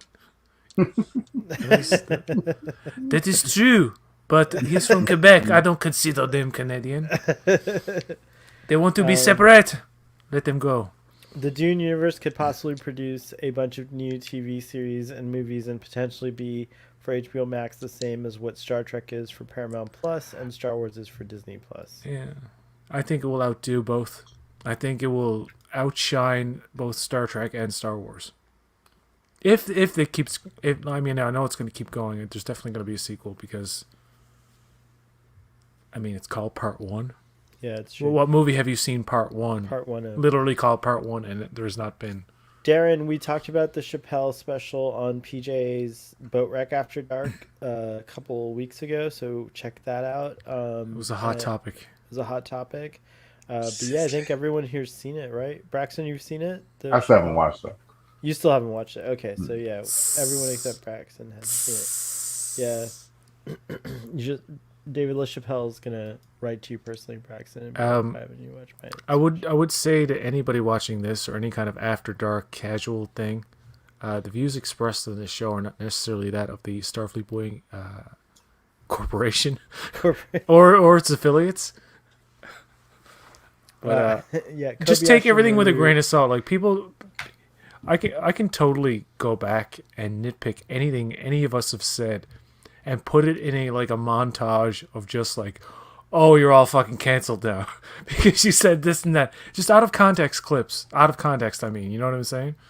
Like, you can do that to anybody, but we said some, like, we're not afraid. I think I take pride in the fact that we as a group are not afraid to go there. It's true. Like, a lot of people are very fucking afraid to talk about anything anymore. It's a fact. Like, I don't know if we should talk about this, guys. It's a sensitive subject. Oh, Dave Chappelle. I don't know if we should talk about that. But we actually do. We're like, fuck it. Who cares? Let's debate it. Like, Ruben's afraid to talk about My Little Pony. He told me. oh God. My little pony, my little pony. Why would you be afraid of that? What do you guys think Things about are the show terrifying. Foundation episodes 1 and 2? I like Foundation. I'm kind of worried about the last 2 episodes. Haven't really like caught my attention as much as I had hoped they would, but I think I still like the series. I think it's still it's the only adaptation of the novels, so it's the first unlike Dune, which it's the third adaptation of it, so it kind of has to get it there. Are you here? Let's zoom you in. Hold on. Come back in. Let's see. I'm gonna go full screen on my computer. They're a little bit dilated, but I don't know if you're It just looks doing scary. that. It looked like a monster. No, you don't. You don't. I'm like in one of those 80s movies where like somebody's really wide-eyed at the end of the movie and like they freeze frame it and then the credits go by. It's like they do that a lot in fucking old movies. They do this Sleepaway thing where Camp. they freeze frame it and then they like zoom in on the photo Doesn't image. Like, Sleepaway Camp freeze frame on that last Sleepaway image? Camp is an example. Yeah, right. Like, Burnt Offerings is another example. have you seen Sleepaway Camp, Braxton? No, I haven't. Oh, girl, no, don't watch it. Oh, girl, no. Just You know don't how do they it. do you know how they achieve that effect of her face? No. That's a scary image, by the way, of her face, like like that. That's Yeah. a frightening fucking image. You know what that is? That's not even real. It's a mask. That's a mask on a man because when they zoom out, they have to show the dick, right? They show that she's not a girl, Well, she's a guy. Yeah. But the actual actress was a real woman, so Woman, right. when they did the nude shot, they didn't want to like do up a prosthesis, so they literally just recreated her face and stuck her face on the male actor, and that's the last shot of that movie. Can you bring it up? Not the nude image, but like just the face. Yeah.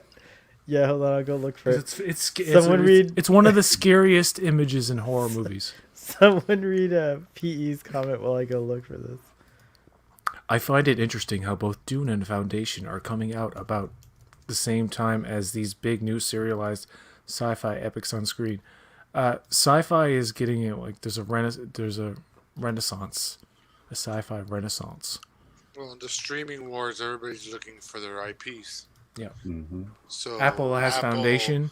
Yeah, Apple said what's left that Disney doesn't own, that Netflix doesn't do already.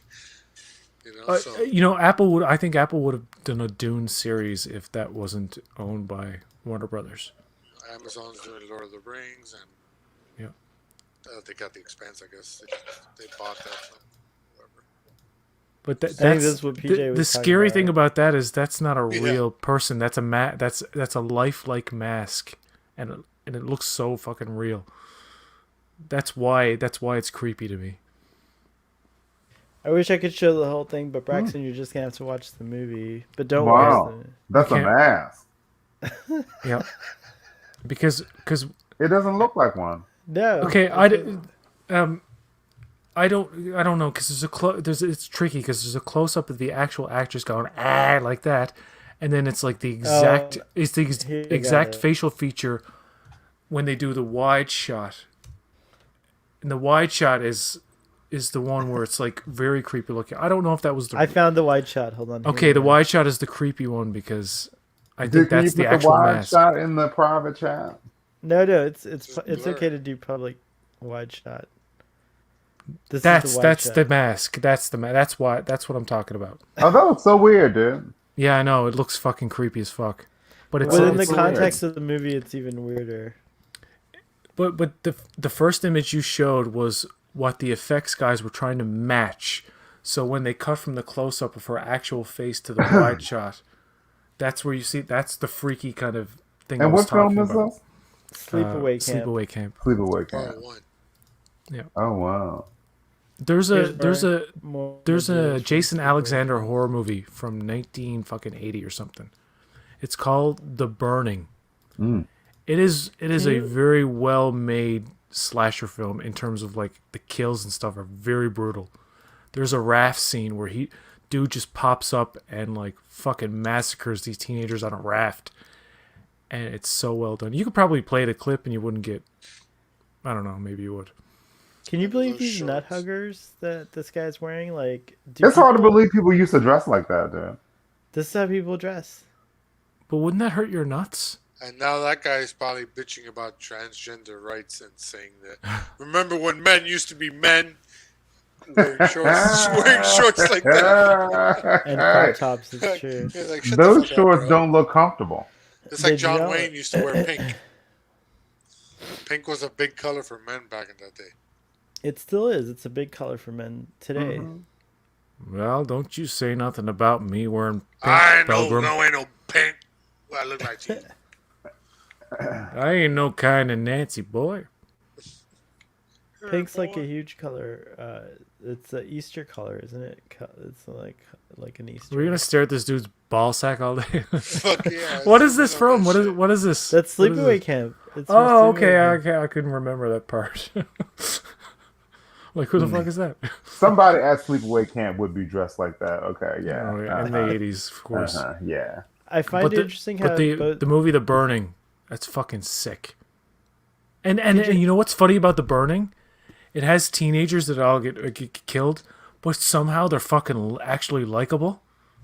Like you don't like you get to know him and you don't want Jason Alexander. He's like a teenager in the movie. It's his first movie I think he ever did, and he's like he's cool in the movie. Like, wow, this is not George Costanza at all.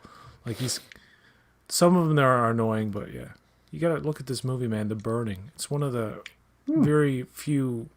It's underrated, criminally underrated horror movie.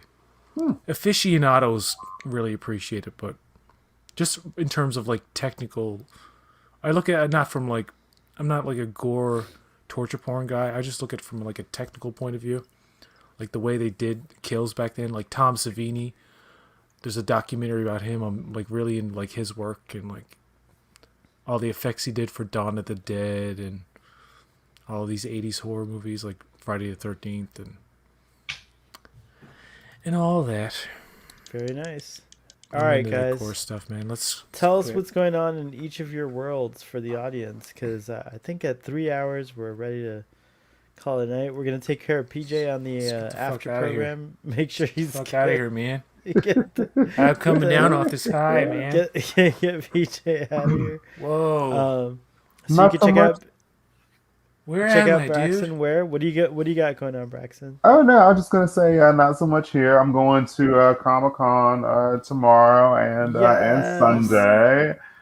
So I'm looking forward to that. Like Who are I'm you gonna gonna get see? some. Who are you looking forward to seeing at Comic-Con? Who's there? Who's Well, I'm not. I don't go to Comic-Con to see anyone in particular. So I like to go to the costume contest.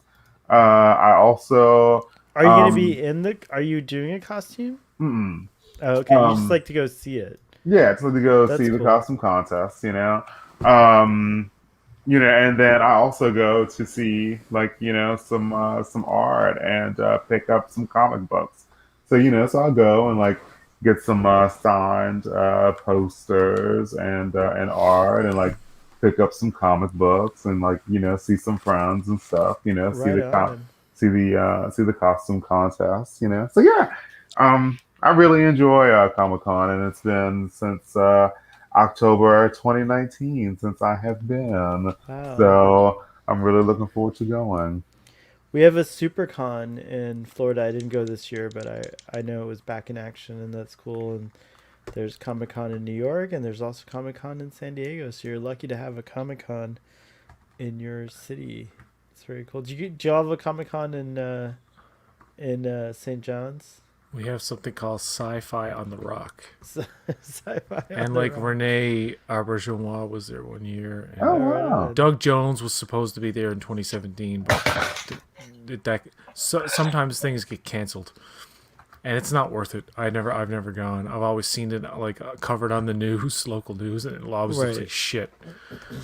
So I like, found the rock this- sounds pretty cool. I mean, it's good for people to want to go there and fucking waste their money on bullshit. I know I'm not that guy who buys stuff for my franchise. I don't knock. I'm really joking. I don't knock anybody who does. Like Starfleet Boy has all the paraphernalia in his shot right there, like the fucking tribble and you can see a con badge. I have none of that stuff. I have I have Wrath of Khan on DVD, the director's cut, and I have the first 2 seasons of TNG on Blu-ray. It's not. Can I recommend? Can I you don't have recommend to a have show? any of those things, by the way, to be a proper fan. You can just be. That's all right. Can I just recommend a show that's on Netflix right now? I watched the first episode. Didn't think it would be anything. Turns out to be potentially a brilliant animated comedy called Inside Job. I thought you were gonna say G-Force. No, Inside Job. It's brand new, Q-Force. and it plays on all of the conspiracy stuff. It's basically about a corporation that runs like everything you can imagine that's a conspiracy exists in this show, and it's about a corporation called Cognito. Oh, okay. Like not Like not incognito, but Cognito. It's a very it's beautifully animated. It really is and it's funny and it's good. Check it out. And the first episode alone is just like, wow, this show is fucking awesome. I can't wait to watch more. PJ, what else have you got going on Boat Rack? Nothing. Yes, you do. Yes, you do. No. Leave me Show alone. Deep Space Nine commentary tomorrow at 8.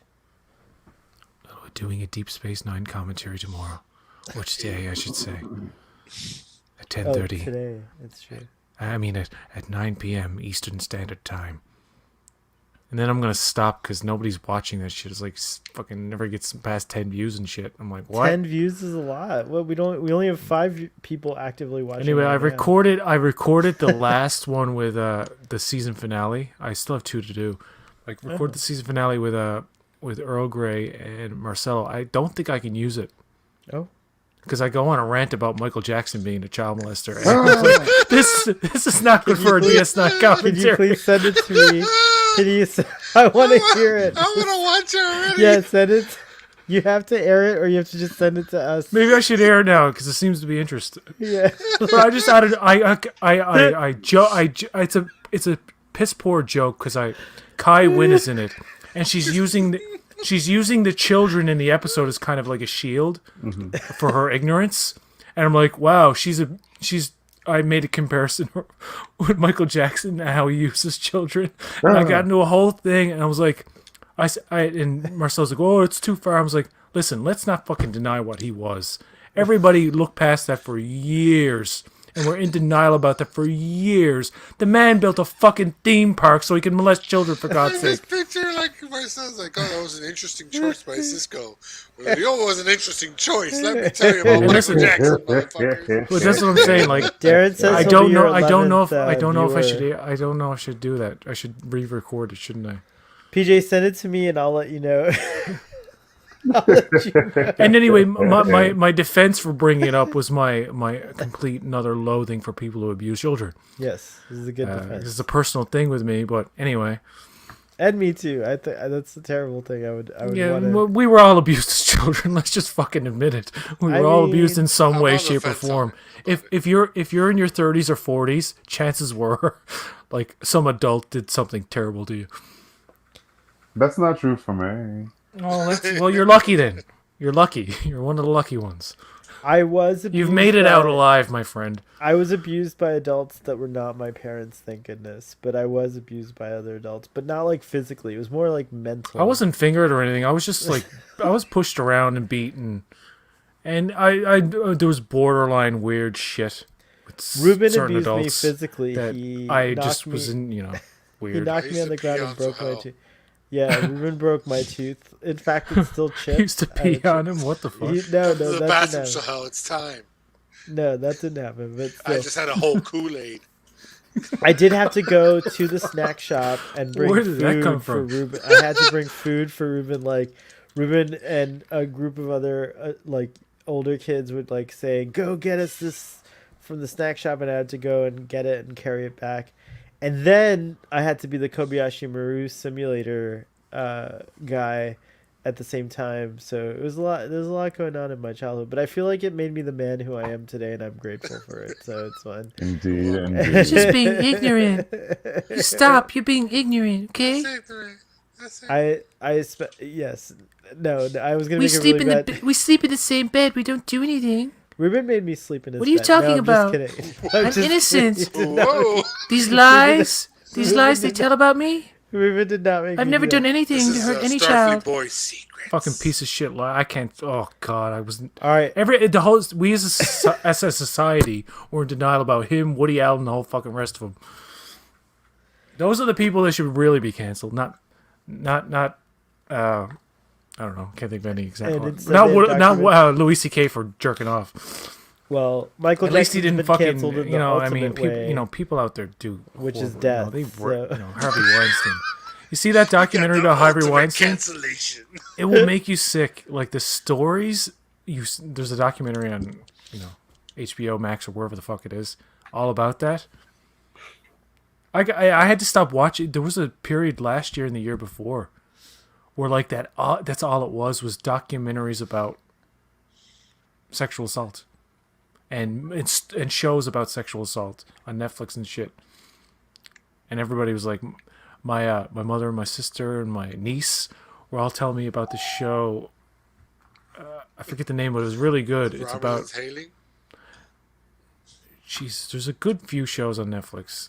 Well, before PJ, before you look it up. keep going about hold on. figuring out that show, I'm I'm just gonna end our broadcast. So, anyone else have anything rape else? show on Netflix. The rape show.